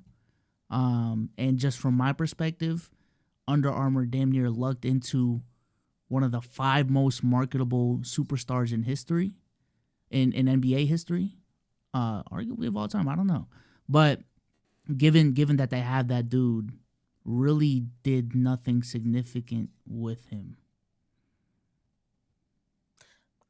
I just don't know what that means. Like they made a shoe for him. They made a performance basketball shoe for him. Had clothes for him. I mean, Under Armour, for what it's worth, is not a popular brand. And if I'm not mistaken, when he was with them, Cam Newton was also with them, and they also upticked, like in sales and social media presence and all that other stuff like that. So that's what were they supposed to do? Overtake Nike? Not overtake, but I feel like they should have came up with more memorable lines of clothing, and shoes as well. Like it's not just t-shirts. Like they didn't have a banger t-shirt with Curry, but I don't know. I feel like if Nike had Curry these years, if Adidas had Curry these years, Curry would have been a bigger name than he already is, just from a marketing perspective and the things that they could have pulled off. Who's got a memorable Adidas shoe from like Adidas's current or newer generation roster? We'll say from Edwards. like, you say who? Anthony Edwards. Okay. In 25. Yeah. Okay. Also, I've heard raving reviews from the Dame line. That's what Adidas. And you said memorable shoe. Yeah. I would not say as somebody who like plays basketball recreationally and buys shoes and stuff like that. I think Anthony Edwards, and there is maybe a Harden shoe. And it's funny how people are just saying Harden and not saying a shoe. But I would not say either of those. Like I really wouldn't say they made a stamp in the sneaker game on the Adidas side at all. Unless it's the more recent when they just switched designers and stuff like that. But that's been this year, maybe last year. Yeah, I don't know. I just feel like Adidas has done more with less talent, to put it in more basketball terms. What about Nike? Because you said if Nike had Steph, he would have been this dramatically big star. In the last 10 years, who's been the last like big star from Nike that's not like Bron, KD? I mean, I would include KD in that class. I mean, like there's fair criticism on how like Nike would have handled Curry. I just think ultimately, again, I mean, it's their job to figure it out. I mean, you got one of them unicorns on your roster. Figure it out. I don't know. But I feel that's wild to me to hear. On one hand, hey, Under Armour sold. Nike would have did so much better. What would have Nike done? Well, they're liable to mess them up too. So they're liable to mess them up too. So like, I don't know. Somebody got to figure it out. Well, Under Armour did figure it out. Stephen Curry is the only person I can think of for Under Armour basketball shoes. And people were wearing them. They were selling. People were wearing Curry shoes. No one was wearing Under Armour basketball shoes. With these shoes with these Nike shoes, I mean, people wore KDs, cool. People wore Kyrie's, cool.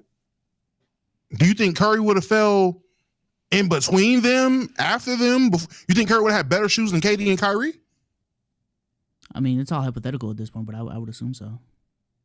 Do you think Giannis fares with KD and Kyrie in terms of popularity with a shoe? No. Why is that? Do you think it's because he's foreign, or issue with the shoe, or issue with Nike trying to cover so many athletes and get everyone all this marketability and all that shit? Do you think that could have had something to do with it? Because like you said, KD and Kyrie are the two biggest, I would think the biggest names in the basketball world since Bron when it comes to Nike. After that, I'm seeing people say Giannis. Who else? Who are some other Nike athletes that have been marketed and pushed it's been working? Yeah, I mean, like I said, Nike been fucking up too. So if that's the argument, Nike has been fucking up too. I mean, I'm not going to push over that. But I think with Giannis, I mean, I think there is the marketability questions that people have with Giannis. I think that also applies with shoes. Those questions don't exist with Curry though. Like, he is within that Curry KD class of marketability. So the only thing I do want to say here is that, like, as somebody who consumes shoes from like on the court, just in general, on the court, off the court perspective, the way that shoes have transitioned over the past 10, 15 years or so, like, there hasn't been much off-court wearability from sneakers besides like this most recent crop.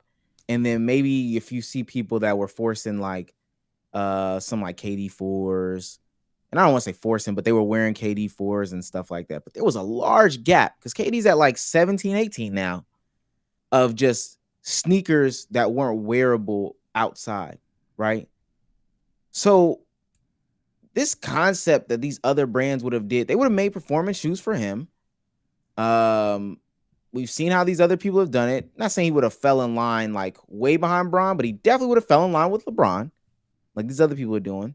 And people have criticisms about how Nike has handled their athletes as well. Granted, LeBron is a legacy act. But Kevin Durant, there's not nothing rocking over there. PG ain't nothing rocking over there. He had in the AAU hoop circuit, they all had nice shoes on court, but Steph also had nice shoes on court from the Under Armour perspective. I say all this to say, like, I don't know what people wanted, because the whole space was about going towards like more on court performance anyway. A lot of those shoes are forgettable. Throughout that entire time, whether it be Hardens, whether it be Dames, whether it be Trays, whether it be PGs, whether it be Giannis's, whether it be all these people, Carmelo, I see Chris put him in the chat, CP3, Melo, all that stuff in that time frame is forgettable, but it's forgettable for different reasons. Like, these things were being worn off court, and if you weren't in the hoop space, you really wouldn't know about them. I don't know. I don't really think they messed up. They peaked out very high in sales during that time. Maybe it was because they also had Cam Newton as well. But they ultimately, like, if I'm not mistaken, there's a year where they're only under they're only under Nike as far as like basketball shoes go. I genuinely think they did everything they could with Curry. Like, I think they exceeded expectations. I think they peaked higher than they were supposed to peak. And they did. I mean, to my knowledge, unless it's about to come out, that they really did just start saying "fuck you" to Curry. Like they did what they were supposed to do with their guy. I don't know. Like if they're them fumbling the relationship, however they did, that's one conversation. But people questioning the work they put in while having Steph in his prime, asinine. People are judging how Nike has Caitlin Clark right now. We're on year 3. There's no signature shoe. It's just the colorway of a Kobe. The logo came out. The logo does not look good. The merch looks super simple. Caitlin Clark's so like that's. I don't know. For me, it's just because the other brands are fumbling doesn't mean that Under Armour didn't fumble themselves. Like I don't know. Like I just feel like yes, they had record high numbers with Pete Curry, but again, that's the impact that Pete Curry had. So just because their numbers went up while Curry was there doesn't necessarily mean they were doing a great job of doing what they needed to do. So like if I started a streaming company tomorrow and I somehow got Kai Cenat on there, I mean, yeah, for the next 2 to 3 years, I'm gonna fucking blow up and you know what I'm saying? Do like my numbers are gonna look great with Kai Cenat on my platform. That doesn't necessarily mean long term that I did the right thing though. That's not always true. Ninja went to Mixer. Mixer ain't do shit. Ninja was the biggest streamer in the world. Went to a new platform. That shit ain't bop like that just because they had Ninja. They still had to put in some type of work with Ninja being on the platform to make it viable, and they didn't do that. They just banked on having the name, and it collapsed. Plus, I'm not saying that other companies fumbling doesn't mean that Under Armour didn't fumble. I'm just saying from a perspective of somebody who is in the space. I just don't know what more Curry wanted or what was the bigger outcome. Now, from my understanding, there's like this push to be independent, to build like a golf brand and all this other stuff. If that's the case, then that's the case. Like that's a whole different conversation. Like I get that. Maybe he couldn't get the type of deal that like MJ got with them. That's a different conversation. But when people make these criticisms online, they be talking about, yo, why can't they fumbled him? They should have had cooler shoes. Who had cooler shoes during that time, gang? I just don't know. If we talk, what LeBron's came out in 2015. We're Zoom soldiers in the finals, I'm pretty sure. And no knock on the Zoom soldiers, because like I don't know. He always wins when he wears Zoom soldiers. I don't. There's like a weird correlation. 2 of his rings, I think, like he was wearing Zoom soldiers. And I bought like pretty much every LeBron to ever put out a shoe. These are whew. Let's do a full list. This is some forgettable nonsense, gobbledygook garbage in this. Let me see if I can get a bigger picture of this. Wow. The picture that I went to is actually a worse picture. This one goes up to like 20 something. Like 7, 8, 9, 10, 11, 12, 13, 14. This is this era. 13, 14, 15. We get it back right here, but nah, this is some nonsense. This is some nonsense. Some years LeBron didn't even wear. There were a couple years where LeBron wears his old shoe. I don't know. I think that this is like a nitpick of hell. But that's just me. And I know I could do the same thing for Kevin Durant or Kyrie Irving. He's got forgettable ass shoes. That is very true.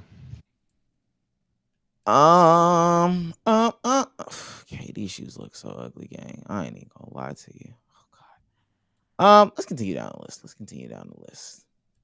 Oh, let me read these 2 super chats. A Schism for $2. UA changed the game tech-wise in their Curry shoes. And that is true. That is true. 1000% true. I don't know about what they do. If I'm not mistaken, some of the cushion setups and then some of the support setups, were very, very nice. Change the game. But from like a medical perspective too, because that was around the time where he was trying to like brace his ankles and shit like that. Somebody said just because I don't like him don't mean shit on Oldmar. I'm gonna tell you something. You wear them outside. I want to see y'all wear them outside. I don't know. If I see somebody today in the club with KD's or LeBron's on, it's a nasty fit. Cool, bro, for $2. Look at how many stars New Balance signed since K2. Yeah, I don't know if, well, and I'm not saying he's saying that. I don't know if that's necessarily because of Kawhi Leonard, but a lot of people are turning away from Nike, and Adidas doesn't take on a lot of people just because they know that they'll be like taking a back seat at Nike. I will say Under Armour got De'Aaron Fox because of Steph. Like he said that himself. Like he's under Steph's SC brand. Like shit crazy. So is he branded with Steph Curry's independent shit, or is he's like, okay, if the baby signed to Atlantic, Stunner for Vegas signed to the baby, you're still under Atlantic, but they just gonna go through the baby to get to you. So from how I understand it, it's under Under Armour, but it's under the Curry division of Under Armour. Something like that. Chat, correct me if I'm dumbing it down too much. Okay. For $2. Whoa. DJ Hosta says Ryan Rollins or Reed Shepherd. Looking Reed. Yeah, Patrick Mahomes. Give me Ryan Rollins. What are we talking about? For $5. He's on fire. DJ Hosta says, does Goku have plot armor? Wrong. All anime main characters have plot armor. Yeah, I don't think that's crazy to say. All characters have plot armor. LeBron got plot armor. We have plot armor. Yeah, we got plot armor. Simple as that. Cool Bro for new membership. He's on fire. I don't know if that's Cool Bro's actual account. For 11 months says has to be. Around the 2015-16 time period you mentioned, Omar, was that around the time Drake signed to Nike? And there's a reason why Drake left Nike, but you know, people won't talk about that. Isn't he still with Nike with the Nocta line? Or maybe he. Oh no. Maybe he is. I don't know. I'm pretty sure Nocta is Nike. 2013. Drake brand. But I don't think he's with. Let me make sure. But I think he left Nike. Maybe OVO is not with Nike anymore, but. Okay. He's remained with Jordan Brand. He's still there. There is a report that apparently he's unhappy. I don't know, but he's still there. Sheesh. Some of these articles are just insane. Let's get into Playboy Max. He left Adidas, but he left Adidas for a different reason. I know he left Adidas because of that whole Kanye West baby thing. All right. So Playboy Max going on his Streamer of the Year award campaign type situation. And having a good time out there in the streets, networking, touching grass, etc., etc. Comes across a woman from America's Next Top Model and has this interaction. Hi, I'm sorry, but I'm from America's Next Top Model, and I don't know who you are, but you're out here talking about black excellence. Yes. What are you promoting? So I'm a streamer, you know. I also make music. I don't know if you know who Fred Again is and Skepta. I have a song nominated for a Grammy with them, Victory Lap. Really? Yes, and I am nominated for Streamer of the Year. Music streamer, best stream series, best stream How do I collab. support you? Right here, support black business. What's your name? Should I put you on my stories right Yes, now? yes. To You support should. your black business? 100%. We're here with Playboy Max. Y'all know what time it is. All platforms. all platforms. You Make gotta sure y'all support vote. him. Oh, upside down. Make sure y'all vote. Vote. Exercise the right MLK fought for. Vote. Period. All platforms. Grammys and Streamer of the Year. Let's do it. Come on. Okay, are you gonna Yes. give me a little smooch? I can't do that. I can't do that. I can't do that. I can't. I'm sorry. I can't. You know what? I can't. Love though. I'm out. Oh my God. What the fuck just happened? And you guys were filming stuff. Playboy Max has a girlfriend.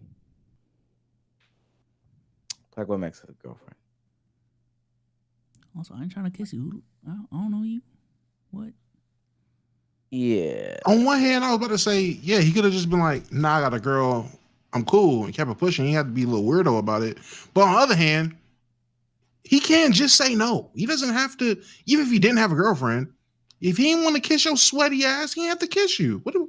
He don't need an excuse. He could just say no. I tried pretty hard to like come up with an angle that makes sense. I was like, dang, You don't got to, man. You don't got to. No, because maybe you see something you don't know. Let me defend her. Let me find a way. And there isn't even an inkling of a way that like, but ultimately that doesn't matter. That's a stream moment. It is what it is. You leave it, let it rest, right? You just let it rest. You get it. Yeah. Shit happens on stream, you let it rest. I mean, typically the problem is the opposite. Kissing without consent. But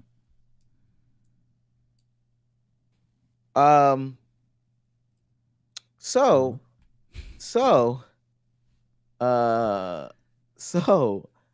after that though, not Black Boy Max.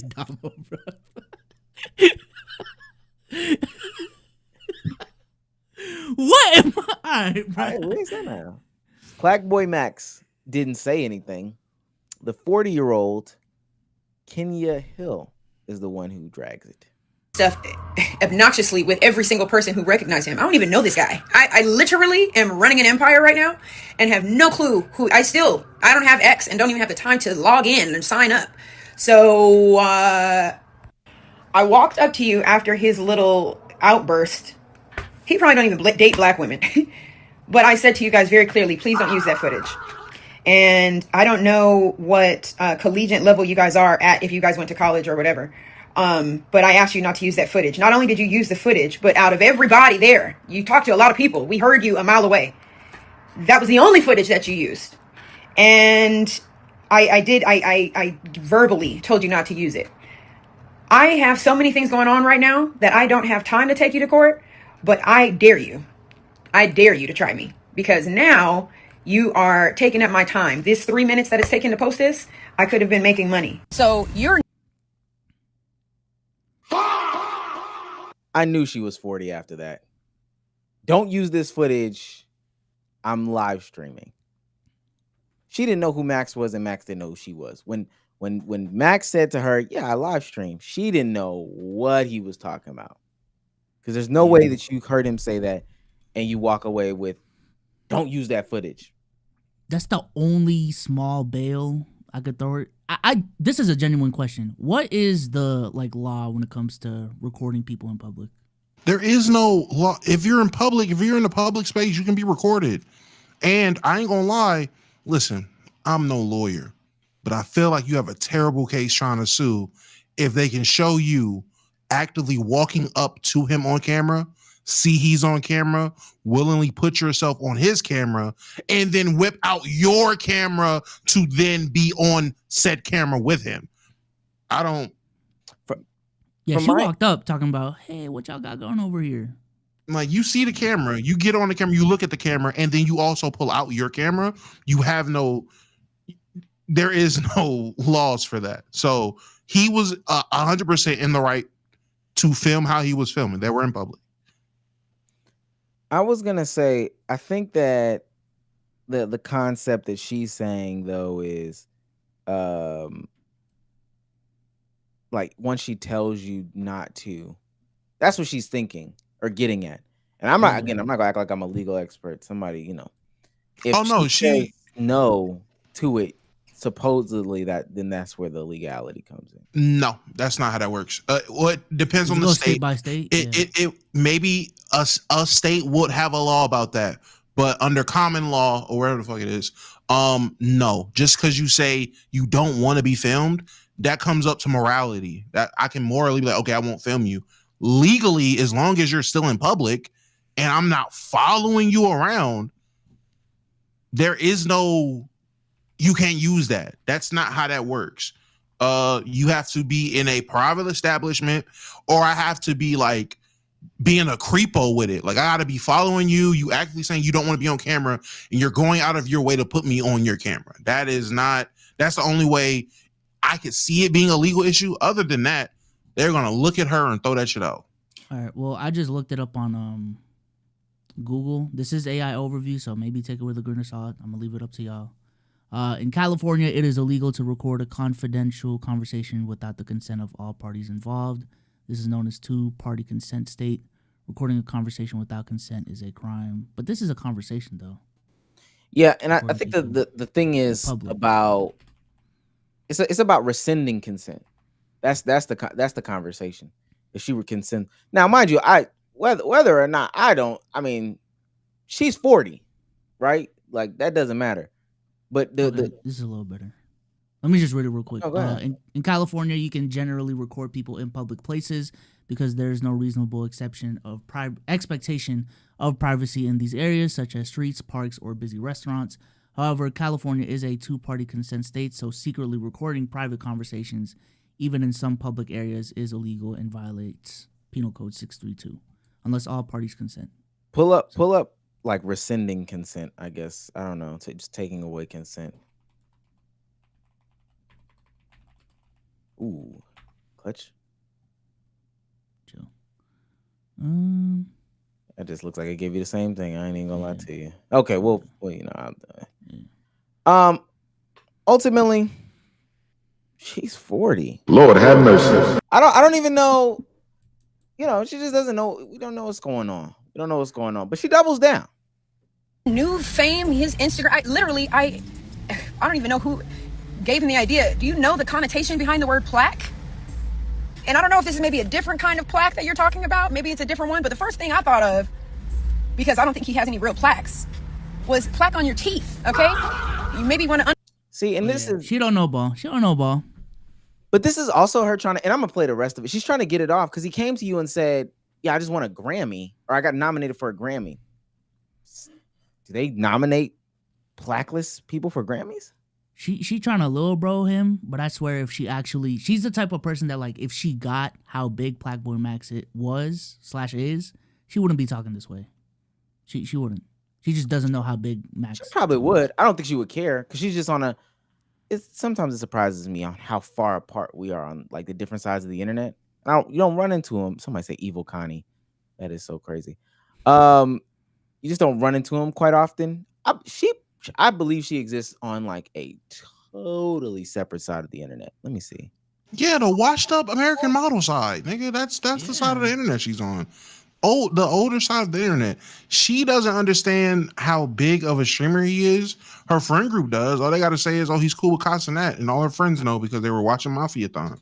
I'm with Souls. Had she realized who Max was in that moment, totally different response. Instant switch up. She's doing this because she was getting flamed and she's embarrassed. She's embarrassed. She's doing that thing where she got embarrassed on camera. She got embarrassed in front of the world. So now she's just trying to throw shade, and get that shit off. Only plaque I thought he was talking about was on his teeth. Yeah, you're 40. You're actually 45 now. I just think she would have did it. And I'm trying to see if I'm on her page now. Oh, wow. Yeah, they getting her ass. I ain't gonna lie. So that's why she's doing this, because niggas is on her ass. They texting her and shit like that. Woo. Yeah, they emailing her. It's getting nasty over there. You can't fuck with people who have huge Twitter comms. Let me tell you. It get ridiculous. Understand the connotation and the vibration that certain words carry through society. I don't give a damn about who you think you are or any of your followers. But he walked away from me so disrespectfully. And it doesn't matter about America's Next Top Model. You don't ever depart from a real woman in that nature. Ever. You played yourself. And good luck with that Grammy. Good luck. I really genuinely hope you get it. Because that's probably going to be the height of everything that you get. But that's none of my business. It's between you and God. Did she even win America's Top Model? She placed third. So she didn't. Okay. All that because she was embarrassed by how he walked away without wanting to kiss her, because she felt rejected and then started getting flamed by the internet. So now she's trying to get her, ever walk away from a real woman like that? Bitch, you asked this nigga for a kiss on the cheek for what? Mind you, because you heard he was nominated for a Grammy? So now this nigga's supposed to put his lips on you? You invited a nigga to put his lips on you because he's nominated for a Grammy? You slut. I don't actually just think she's 40. I don't know if it's because, but I feel it. Get it off. Yeah, Get it mind off. you, that's how she intros herself. She was on America's Top Model in 05, gang. 05. She is 20 years ago. Legitimately 40. Yeah, I don't really have to. She's 40 years old. What are we talking about? There are people who are about to be allowed to drink who weren't born when she was doing the thing that she's most accomplished for.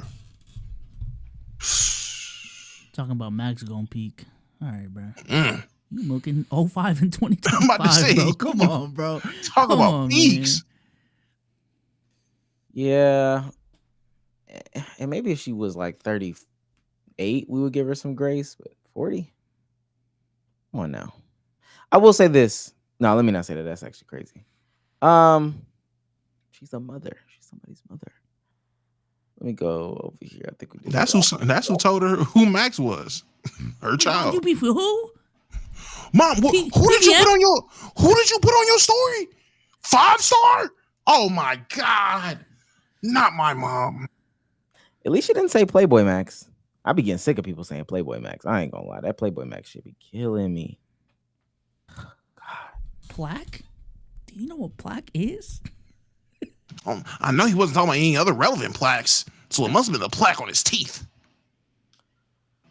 Let's talk Clay Ja, Shador, Steve will do it. Which one? Oh, TikToks. Get these off. Y'all ready to laugh? Y'all ready to react? Absolutely am. Yes. These hoes? Yes. Okay. Gotta make sure. All right, here we go. I hate when I tell a nigga I have a boyfriend and he hit that, you don't want to be friends? You can't have friends? No, bitch. I'll suck the cum out my nigga dick and spit it on you. Fuck on my face. That's what I need. That's what every man needs, man. You need a real spitter, bruh. That's the energy. That's the energy you want. Need a Draymond, man. Everyone need a Draymond. Everybody need a Draymond. Facts. I said when I was organizing Screensetter. that I would not put any sexualized ones in here. How is that possible? I forgot. That's so crazy. What Blueface say? I'm 101 Dalmatians. I need a golden retriever. King Corso. Is that turning somebody off? Like, what if that's the turn on for that dude, though? Like, you just turned him on. Then you have a whole different issue. Let me tell you. Ah! Yeah, come on. I know he got more in there. Whoa. It's two nuts. I know. Trust me. Oh, yeah? Open your mouth.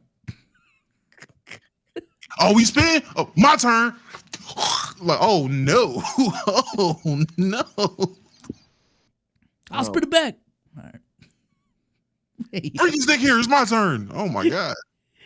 I'm sorry, I'm a murderer. I'm a murderer. Cousin. I need help. Oh my God, Bradley. I've killed plenty of people. I do not want to kill anyone else. Bradley, come on. A man just confessed to during their proposal? murder during a couple's proposal. This video is currently going viral of a couple's proposal video, or what was supposed to be that, when this man gets in front of the camera and decides now is the perfect time to confess to murder. He then gets down in front of the camera and says he's murdered a lot of people, but says he doesn't want to hurt anyone else and asks God to please forgive him. People were so disturbed, they didn't know if it was real or AI generated, but the couple confirmed that it was 100% real. He said he planned this for a long time. They were gonna go to the basilica, look around, and then he was gonna get down on one knee and pop the question, but when he did so, he looked over to the photographer and there was a man standing in front of the camera. They said they had no idea who he was, but there was someone with him calling him Bradley. But after they posted the video, that man's neighbor commented and said he hasn't been home in weeks, and the last time they saw him, he had bloody knuckles. They sent all of this to the police and it's being investigated, but what's even more sad is that this man was in a wheelchair and he spent months practicing how to get down on one knee, and he spent so much money on a photographer, and all of it was ruined by a crazy man. Let me know what you guys think about this, and has anything I mean, listen, I'm gonna say the quiet part out loud. L photographer.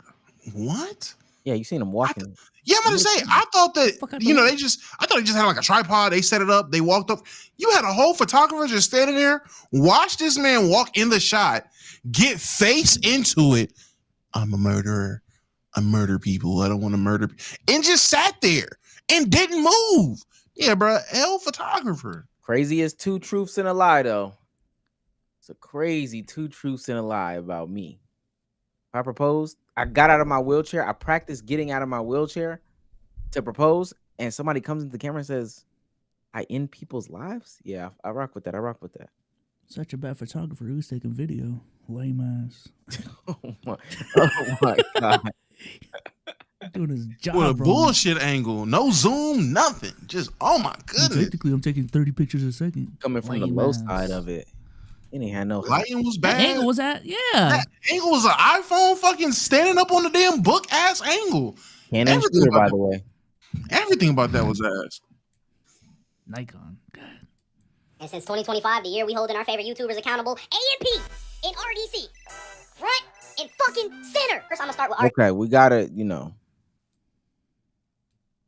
yeah. See if we can cut it up. Ben Davidson agent. I was watching that shit. Kai little ass. I remember his fucking Facebook videos. You feel me? I've been in tune with these niggas. What the fuck happened? I will say this though. I don't do the streaming shit. I don't be on Twitch. I watch YouTube. You feel Let me cut it up a little bit more. videos they used to do, the motherfucking the slam ball, when they first started bringing that shit around, the flag football video, the Bachelorette video, that's still like one of my favorite videos ever, the Bachelorette video. Nigga, we were getting spoiled. Oh nigga, they videos are this. I'm gonna break the whole thing down for you. It's big production team, big budget production team. We look for Pause. Get some pause in there. A little bit of noise. a show in the early 2000s that was just very popular, and we implant that idea into video format. And we throw in a Bang ad and a Target ad. Oh, and Phantom's not gonna be there. What the fuck? Like, just be honest with us, nigga. Like, damn, like, we know y'all just re-uploading old shit that y'all filmed, like, probably, like, earlier this year. Nigga, y'all just posted a video of this. Yeah, a little bit of a cook. Bad way, good way. Did he cook? I do think I'll say this. Man, this just kind of goes back to what we're talking about with the whole, like, Kaya and everything. I don't know why people think that content creators have to be so linear and do the same thing and deliver the same type of content and all this other stuff like that. Like, with all due respect, AMP make a lot of money a month, gang. They're not coming back. They're not coming back in the fashion in which they once were. So either somebody else needs to fill the void, shout out to the Clover Boys, or go watch some more AMP videos. I don't know, but and it's actually kind of funny. People have not attempted to do what AMP has done since, which is really weird and really interesting. But at the same time, bro, like, they're not coming back. They make a lot of money now. I probably wouldn't be doing it either. People just fall in love with what they fall in love with. They fall in love with a routine, a habit, whatever the case is. They just want what they like, man. I get it. It does suck when people can't accept that their creator has grown and their creators are trying to do more things. They can't accept that you still supposed to be the same nigga that was making rage videos, playing Call of Duty your whole life. You can't ever elevate or anything like that. That's just crazy. You can't miss the good old times though. Like, damn. You can find some new content, brother. Also, with all due respect, you grow up. Facts. You grow up. You grow up. You still looking for Bachelorette videos from grown men in the Big 2-5? Man, go watch Capaholics, nigga. Duke is 33. You trying to watch him play slam ball? Still? Come on, bro. Come on, dog. If y'all thought Duke Dennis was gonna be 37 years old, still backflipping. I think that's unfair to Duke. I don't know. It's to the point. Nah, we gotta have some conversations about our favorite creators. Duke, front and center. It's been 5 years since you backflip. Gangy's 40. Do you know if Crystal edits the videos? No. Okay, that's what I assumed. I mean, you can't miss like someone's editing style at least. Like, I remember like Agent literally saying that like the reason why Chris was so valuable was because of the different style he brought to the videos, like editing wise. So I mean, if you miss that type of content, you miss it. It is what it is. I think I don't feel the same anymore. You can miss that kind of content, but to come out the side of your neck, nah, you niggas need to get back to doing what you was doing. Now I don't watch none of that Twitch shit. I don't watch streams. I don't partake in any of the new content y'all have been doing in the past 3 years. So who knows what kind of content you're missing out? Who knows on a day-to-day basis whenever they are doing old school shit? You wouldn't know because you don't watch the goddamn content. I'm a YouTube guy. All right, YouTube nigga, rewatch the video. Roll it back, bitch. Keep watching it. It's still there. Take that red bar, slide that bitch back. Watch it again. Like I will say somebody does need to recreate some of the stuff. I truly and genuinely. Didn't you think that when So Illuminati came out? Now let me. What happened? You wasn't cheesing when So Illuminati came back. Oh, the vibes is back. That was cool. And have you went on my TikTok and seen me making a so front and center? How could you dare edge us like this in 2025 and then not continue with the vibes? No, the nigga left and I was like, oh, whoops, I was going, guess what I'm doing? Archive videos again. Because who gives a fuck? Who cares that much? If we really talking about it, Duke the Killer, front and center, Duke the Killer. How dare you leave off years ago making this? My daughter's looking at me like, nigga, please. Shut up. Duke the Killer? Who that? Nigga, yelling in my ear, I'm about to kill you. Look at her dead ass. I'm about to say, my fault. You good, bud? I peeped how she was looking once I started talking. She did. I lost. I'm sorry. Hey, I did see this one tweet though, and it was an interesting tweet, and all the people did do this. How do we get the YouTube community more tight knit like the Twitch streaming community? They're always collabing, hosting award shows, etc. Feels like YouTubers are on separate planets. What's funny? I thought this was a really interesting tweet. I really thought this was an interesting tweet. Tevin chimed in and was like, Twitch is small compared to YouTube. Trainwreck was like, the live streaming community is not as tight knit as a whole. They're just small, beautiful pockets. I think XQC said something. I wanted to get y'all's take because my take is like, one, there was a point in time where there was like some collaboration across YouTube, like the different pockets did collaborate. Really what Mr. B saying is why he can't hang around Kai and them and do Kai shit. For real. Because he tired of putting on big ass ventures and he want to just cut the stream on and go live. But on a serious note, especially after he did that stream with Aiden, he want to be with Aiden and them saying that cuff him shit for real. But what's it called? I do think that it's interesting. One of the things that I thought about when I first entered like doing this, I don't know if B Souls remembers this, but I had a conversation one time with him and even my brother. I was like, I don't understand why basically the YouTubers in the basketball space, why didn't they do at the time what PC is doing now? Like, why didn't B Souls, Kenny, Dom2K, Rusty, Low, why didn't they get together and make like some sort of panel-esque type show? And I got a bunch of different like responses. I know location was a different thing. I know like, oh, we tried this. That's what I was gonna say. I know we tried it. I know we tried it was a different thing. But I thought to myself, like, yo, if folks like really locked in and move closer together to do this IRL and stuff like that, man, that shit would have did crazy numbers. But even outside of them, just more collaboration. I can tell you why that shit didn't happen back then. Motherfuckers ain't know about the business side of this. Niggas was getting beat upside the head, and that put a bad taste in a lot of people's mouth. At least from the why didn't more YouTubers collaborate to do the PC shit? Because back then, you would have had to been sponsored by whatever collective to use film or whatever it is.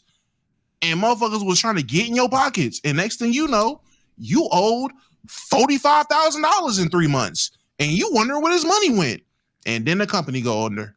And now there's a whole new group of people like, hey, man, we seen they owed you. We can give you this. I'm sorry. Let me shut up. I think it was also the pre-podcast boom. Like we knows like what was possible for real. I'll be honest, I was streaming and didn't really know what I was doing. Like what is the appeal of this? You know what I'm saying? Why do people like this? I don't know why people aren't live streaming their podcasts. So, I mean, yeah, there was a lot of factors. People just didn't know what the fuck was going on for real. Yeah, I do think y'all being like 5 years old didn't help in the conversation. And plus, no, even like Bezos' like original thought process as to like why I'm doing content, the whole concept. I think you tweeted it out the other day. I just wanted to make enough money to Buy 2K. buy 2K. But and I know hindsight is 2020, which is why I'm so surprised people aren't doing this today. I know some people are moving to Atlanta and trying to get some stuff off, but it should be like a massive movement. Gang, could you imagine if we'll say Indiana, just to make it kind of centralized and not put it in one place. If Kenny, Rusty, Bezos, and Lowe moved to Indiana to make some sort of like panel type, game showy type situation. It'd be crazy. Nah, that's a takeoff, bro. But I'm talking about because at the time everybody has over like 150K. Man, people aren't willing to share the limelight for real. I mean, that's what it is. People aren't about the group projects. I've truly always had that theory that like the lack of collaboration in the NBA YouTube space specifically is like, unless you're doing a show, how do you even collaborate with another NBA YouTuber? Like now we can think of ways, but like back then, how am I gonna collaborate with Rusty Buckets on my thoughts about Russell Westbrook? Unless we legitimately think the same and like we're gonna do bounce off each other. Technically it could work, but I don't know. Yeah. And not just y'all. I just mean that in the space as a whole. I think as creative as YouTubers are, they're so limiting. And then also like I remember hearing the conversations of like, what channel do we put this on? And I thought to myself, man, that is like the least worry in how we can get this shit popping. What fucking channel do we put this on? And create the goddamn content. Man. Oh, I'm about to say, you'd be surprised because that definitely was the conversation back then. I know it was. It was insane. Do we put this one on your channel and then the next one on my channel? I swear. If y'all just don't do this and get famous. I'm surprised no one's still done what me and Sage were doing for real. Like copy the word for word. What, Souls and Sage? Yeah, just the idea of duo channel reacting to NBA videos, takes, all of it. I don't know. Yeah. I don't know, man. It might be a hole in the market.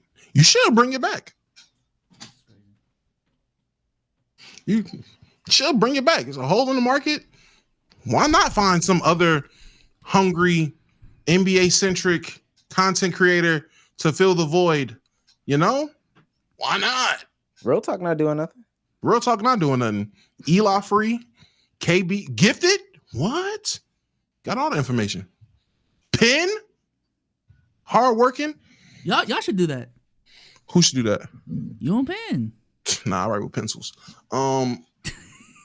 But yeah, Souls. I do think though, like, this is the last thing I'm gonna say on it. There's this idea that like the Twitch people are friends. Nah, there's a paycheck tied to this. I literally watched over this past weekend. I think Marlon and Yana streamed. Two people who I don't know, but Marlon is a big deal. Man, the number is 6K more live viewers. Just on, you know what I'm saying? Just it. I genuinely just don't. I don't get it. And there's a product problem too. I mean that was my response to the tweet. Like subscriptions do not matter anymore, but they do on Twitch. I do think that's where Twitch is like special, is their lack of discoverability helps them in some regards. So it hurts smaller creators, but for the big streamers, it does create a stronger network effect because you see the same people every day. They're collaborating. They're building off of each other. This, that, and the third. So those collaborations do hit more on Twitch than on YouTube. Back then, they used to hit, but now that subs don't matter on YouTube, no, it's just not gonna work. I don't know. I don't think people should, kick the can. I'm in Atlanta right now, and I know that there's so many people that do so many similar things. I just don't know why they just don't. I don't know. Couple more. Hey. Oh, hey. Idaho or Idaho? Idaho? What? What? I knew it. Knew what? I knew it. What? What are you talking about? Yo, open the gate. Okay. Who do you hate? Oh, Cheyenne, bro. That's your date? Nah, that's your date, bitch. no. Yeah, you gotta kiss her. You gotta No, kiss her now. what? No. You have to. You have to. Hey, did y'all watch Elmo Kills Barney? Hey, come here. Huh? Grab your tongue. Yeah, tongue? with your hand. Grab your tongue. Like this? Say apple. Apple. What? You don't hear it? You don't hear it? No. Say it again. Apple. Apple. Bro, I don't get it. Okay, listen. Grab it again. Okay. Now say, I was born on a pirate ship. I was born a pile foot. Come on. Yeah, I think back then we used to be a little. I'm about to say, y'all get upset about 6'7"?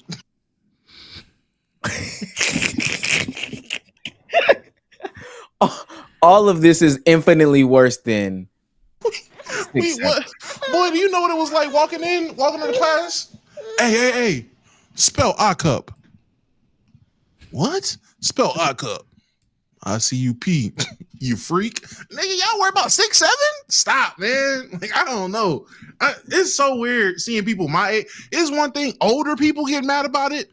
Y'all was mad about shit back then. When I see niggas my age crashing out about 6'7", like, gang, you were saying, what are those? Like, stop it. Like, what are we really doing?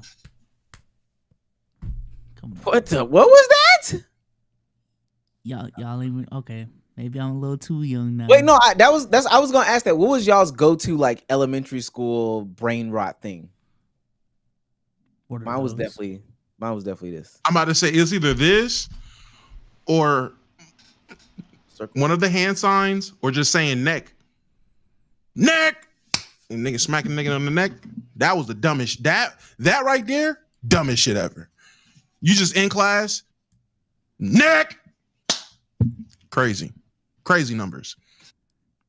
Bezos, do yours again. I don't even know how to do it. You do the what are those? The fuck is that? A first down? Oh, what are those? Yeah.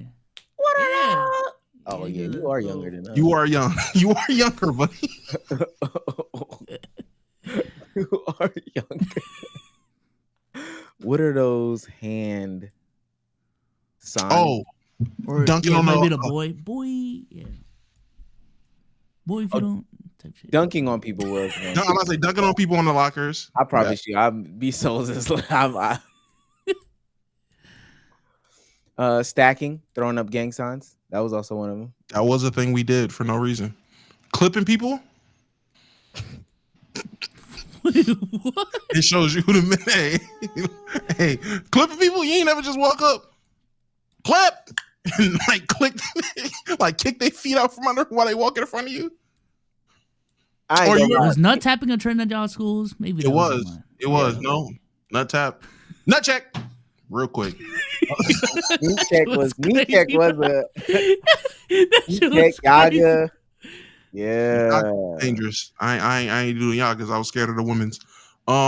You ever Asian like seeing something like like push in the back of somebody's knee when they walking so they shit go dead, like, and then tell them they're not drinking enough water.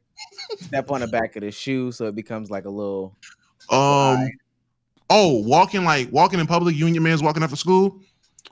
Watch out for that drop spot. You ain't never did that. Watch out for that drop spot. Then grab them and like, oh shit, what the fuck? The what? You'll say some dumb shit. Watch out for that dry water. And then they're like, oh yeah. Something like that don't make sense. Something that don't make sense at all. And you like grab them like you're trying to get them away from it. Watch out for the air dog. Hey, a lot of this is bullying. I ain't going. It was a lot of bullying. Dead leg. That's what it was called. Dead leg, jelly leg. Y'all were assholes. I was. Y'all remember the one where you steal your teacher's workbook and you take it home?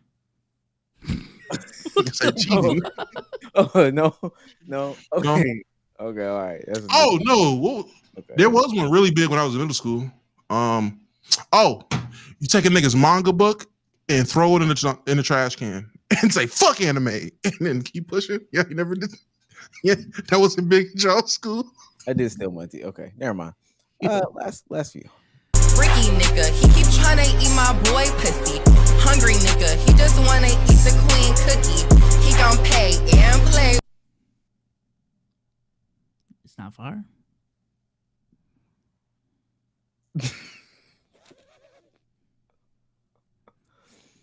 I don't know. What was that? Freaky nigga. He just trying to eat my boy pussy. This is and every year we say rap is dead. This is why rap is dead, gang. Not because Moneybagg Yo ain't dropped. People I feel are secretly beefing. Part 1. No evidence at all. I have nothing to support these things. This is just going off vibes. And if I've ever seen them in the same room together. At number 1, Jennifer Lewis and Felicia Rashad. Again, no evidence. But I can just imagine an interaction with them at the worst time of their lives. Like whatever it may be. Them running into each other at the wrong time. Well, that's what I said, Felicia. I'm not going to deal with you. I'm going to let God do that. Like I can just see it getting bad.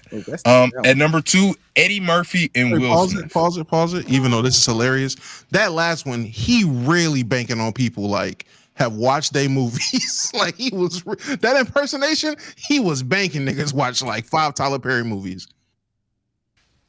When Eddie was winding down, Will was ascending. They never did a buddy cop. Nothing.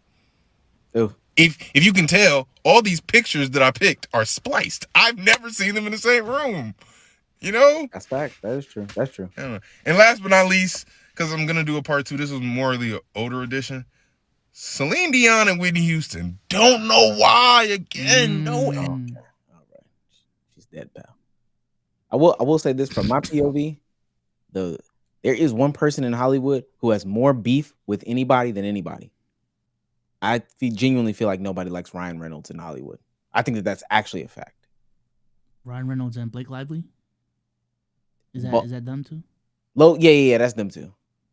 Yeah. Motherfuckers do not like Blake Lively. They're even coming up with I don't know if y'all tune into the Better Be drama, but you just put some crazy allegations on them. I ain't gonna lie. On some Epstein shit. Is that? I think I know what you're talking about. That's part of the reason why I said what I said. I ain't gonna lie. Yeah, nah, we on TikTok, bro. Who else do y'all think is on that list of like there's some sort of beef or people just don't like them just in general?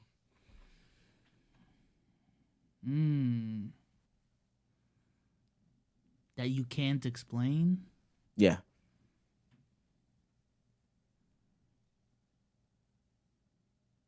You can't explain it at all. Rihanna and Beyonce. Can't explain it. Oh, I can explain that one. I'm about to say that's actually pretty explainable. Jay-Z cheating. Both of them from Texas. Like Beyonce feeling jealous. Rihanna? Not from Texas. No. Rihanna did spend time in Texas growing up. She did. First of all, why would you know that? My girlfriend's family grew up real close to Beyonce's family, and they dropped gems about what it was like when they was growing up. Ain't your cousin stunning for Vegas? You are my cousin stunning for I hate this nigga so much. I guess mine's will be what's a good one? And I don't have to have any merit on it at all. Just never seen them in the same place. Shamaria and Raquel.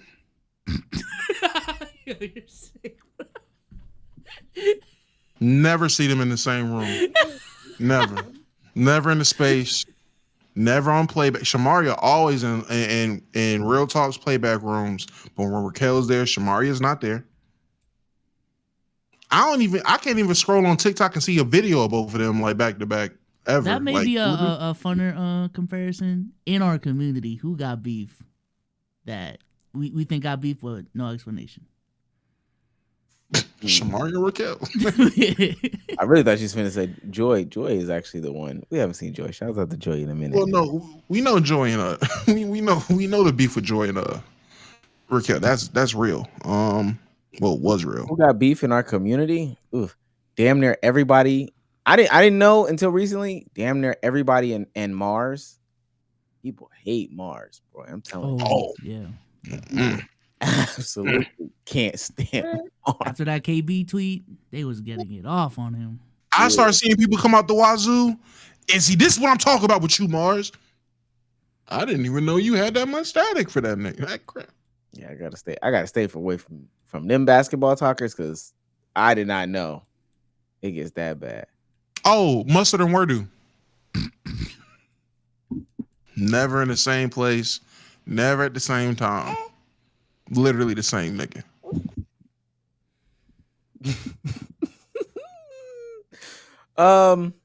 Bren? No, let me stop. Last few. Gifted and Go Bells? I'm sorry. People can't do it. I want to do this because it's the food. But they have the "this is how we do it" in the background. I might actually. You think we could play it and just cut it out? Nah, it's not working. No. Hi, I'm sorry. I love being an adult learning new things. Did you know that medicine is not in glasses? I have never worn prescription glasses a day in my life. I've always had 20/20 vision. A lot of the people in my family have and wear glasses. And they always say, oh my gosh, I gotta get a new prescription. My medicine ran out and my glasses. Like medicine. I always hear medicine. No! Have you guys seen the eye doctor on here on TikTok who is explaining how glasses work? I am so fascinated. So essentially, eyeglasses are just glasses, like glass that is shaved down to meet the needs of your eyes. The glass is just shaved convexly, or what's the opposite of convex? Concave, convex, or the opposite, whatever. Anyway, the glass is just shaved down in a particular measurement to fit the needs of your eyes. And of course, sunlight, the way light is, comes through that glass to your eyeball, all of that. Like, it's a science, okay? It's a science and it's math. That's the prescription, the shaving. The shaving is the prescription. Y'all see why them other countries is better than us? Yes. This is why I say there should be they gotta raise the bar for level of entry to content. TikTok can't be it. Too many people with phones that can just say whatever they want with no repercussions. Not good. And you know what's crazy? I don't think she's the only one who's ever thought about that. How does the medicine get in their eyes? Or did she think it was like Vicks Vapor Rub, where it's like kind of just radiating? I think the word prescription is what's fucking her up. She also said that like older people would say, my medicines run out. And just challenge those old people. I don't get. I genuinely, for the life of me, cannot understand the concept of like not understanding that that's how that works. Is this redacted behavior though? I'm being so serious. How she's thinking? I mean, people got dumb views. Y'all ever had that one dumb realization that you had that you got cooked for? Everyone's had those. Okay, here you go. Not me. Not I said to fly. All right, buddy. I'm just trying to figure it out. Real quick, Are you trying to think about yours? It's getting a little crazy. Yeah. First of all, Nigerian AI, buddy. Respectful with prescription glasses. Our prescription glasses around me who have always worn glasses It happened today. said that their glasses needed an updated or new medication. One would only assume through my very common sense that medication is thus embedded in their prescription glasses. Are prescription glasses not prescribed by an eye doctor? Just using my context clues here. So yes, it was very told you were right. fascinating I'm not for told me you were to right. learn that prescription glasses are in fact not inclusive of medication. That is just lenses of glasses that are shaved. So if you're not here on the video to learn something new, to kiki, to laugh, to have a good time, you can scroll. Because again, I don't play those games. There's lots of problems with the internet. One, you would think I just bombed the school. You would think I just admitted that I voted for Trump. You would. All right, real quick, because I got shit to do. I'm moving on. Wait, bombing the school and voting for Trump are on the same basis for her? Those two words are not synonymous. I know that. Wait. That prescription and medicine were interchangeable. Those two words are not synonymous. I know that. I know that. I know it's so hard to believe. Oh my God, she's as dumb as a doorknob. Oh, no, she going through I it. actually know prescription and medication 3 are not videos? synonymous. Medicine can be a form of prescription. Chat, she going through it. Nah. You can be prescribed. The hate get into her, chat. I know this. Sunlight. I know this game. I use the word medicine for a reason because that is the word that was used to me. I used the word medicine. I said medicine, medicine, medicine. That's what my video said. Yo, Manny, stop. Your functional illiteracy is showing. Moving on. The jab that, like, because I'm a fitness instructor, that explains a lot. Actually, I think that's very offensive to the fitness world. I know so many very highly intelligent, smart, hardworking, kind fitness instructors. Very amazing people. Many certifications actually require you to take anatomy. Do you know all the different bones and muscles and parts of your body? Come to my Pilates class. I'd love to teach you about your body. Hey, yo. Moving on, when you check my page and my credentials, be sure to check that I'm not just a fitness and Pilates instructor. I'm actually a business owner. I actually have a studio. You'd also know from my marketing page, expert. if you did some research, that I actually have a corporate job. I work in finance, have for almost 8 years. I make a lot of money doing something that I actually enjoy, passionate about, really good at. I know it felt really, really good to find a piece of content that made you feel superior. Oh my God, she's so dumb. I feel so smart. I feel so worthy. I know it felt so good. And if I didn't have so much to lose in my real life, like in the real physical world, I would take it to hell. I sure would. I would take it to hell. I'm from Philly. I love bidding. I love bit. But your girl's got lots to lose. I've got deals on the line. I've got things lined up. And I make money from TikTok. So thanks for this several $100s. The engagement is out the wazoo. Anyway, for all the people that sent kind messages, thank you so much. Other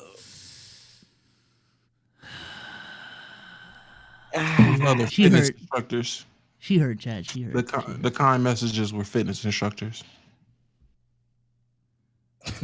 Get them, girl. Stand up for us. Shouts out to her though. Shouts out to her, man. Salute. Cause she going through. She going through it, man. She is. At least the engagement good.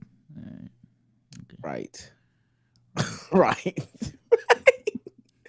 Shouts out to Ramses. Damn.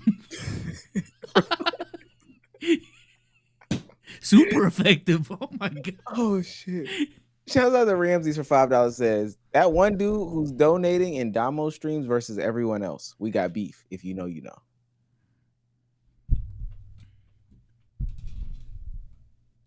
He's talking about the dude. The past 2 streams I did, there was a dude that don't like. I do message request, a video request. He requested to see the Nair dude. He requested to watch the Nair video, the dude narrating himself on YouTube, and basically people were like paying to veto it, and he paid some absurd amount of money to watch it, just to find out that video got took down off YouTube. It's not there no more. But that dude has 2 channels, so. Shouts out to I can't remember, buddy.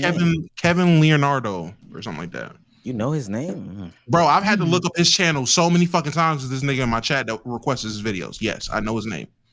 Oh, you paid like 500? 2 something. Oh, so you up? No,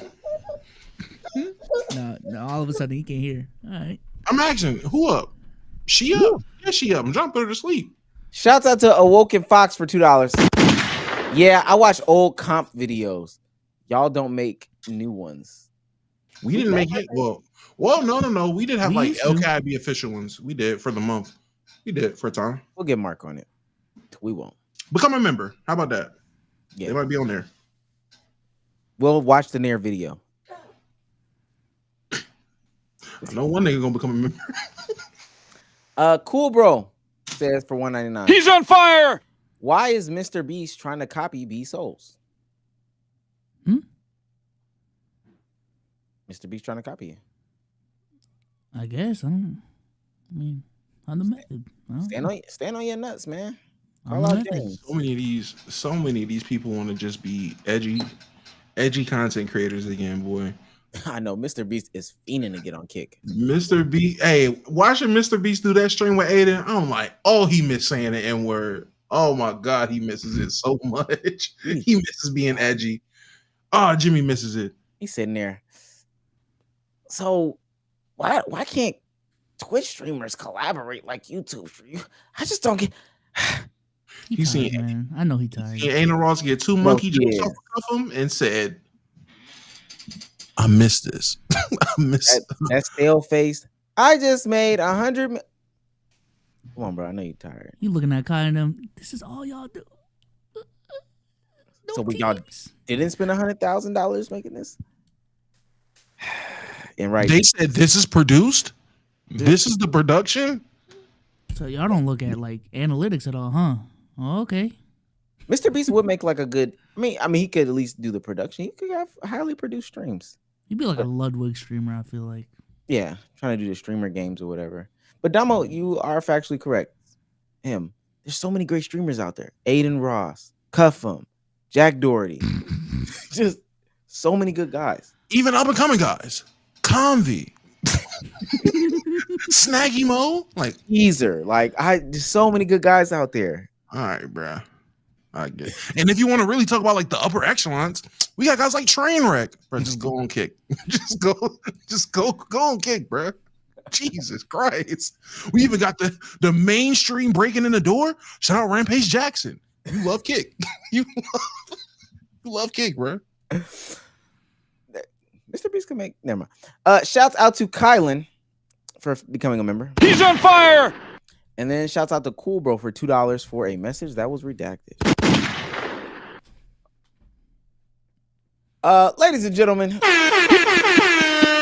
on fire. This has been another episode of the Let's Keep It the Buck podcast. Had a great time tonight. Everybody yawned at least 6 times. I'm tired, bro. No, I see it. We see it. Yeah, I'm cooked. With that being said, Damo, say goodbye to the people, man. All right, Chaz, being my favorite midnight snack, and we will be back very soon. So many of y'all asked about my headband, my head warmer. Y'all wanted to know the story. Is that Lululemon?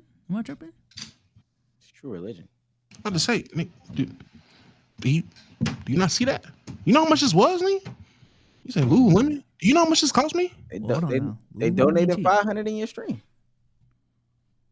Stop it. And I spent it all on this one head warmer. Be so. Say goodbye to the people. Peace out, y'all. Appreciate y'all for coming through. We will see y'all on Wednesday, man. Big things coming up. On Wednesday? Or just in life. Yeah, okay. Yeah, big things coming up, man. With that being said, thank you to everybody who donated. Thank you to everybody who showed up and who showed out. Yeah, we are potting Wednesday. Thursday is Thanksgiving. Other than that, nothing, no changes. Y'all know me, new videos coming, all that stuff like that. But until next time, we will see you guys later. Bye, guys.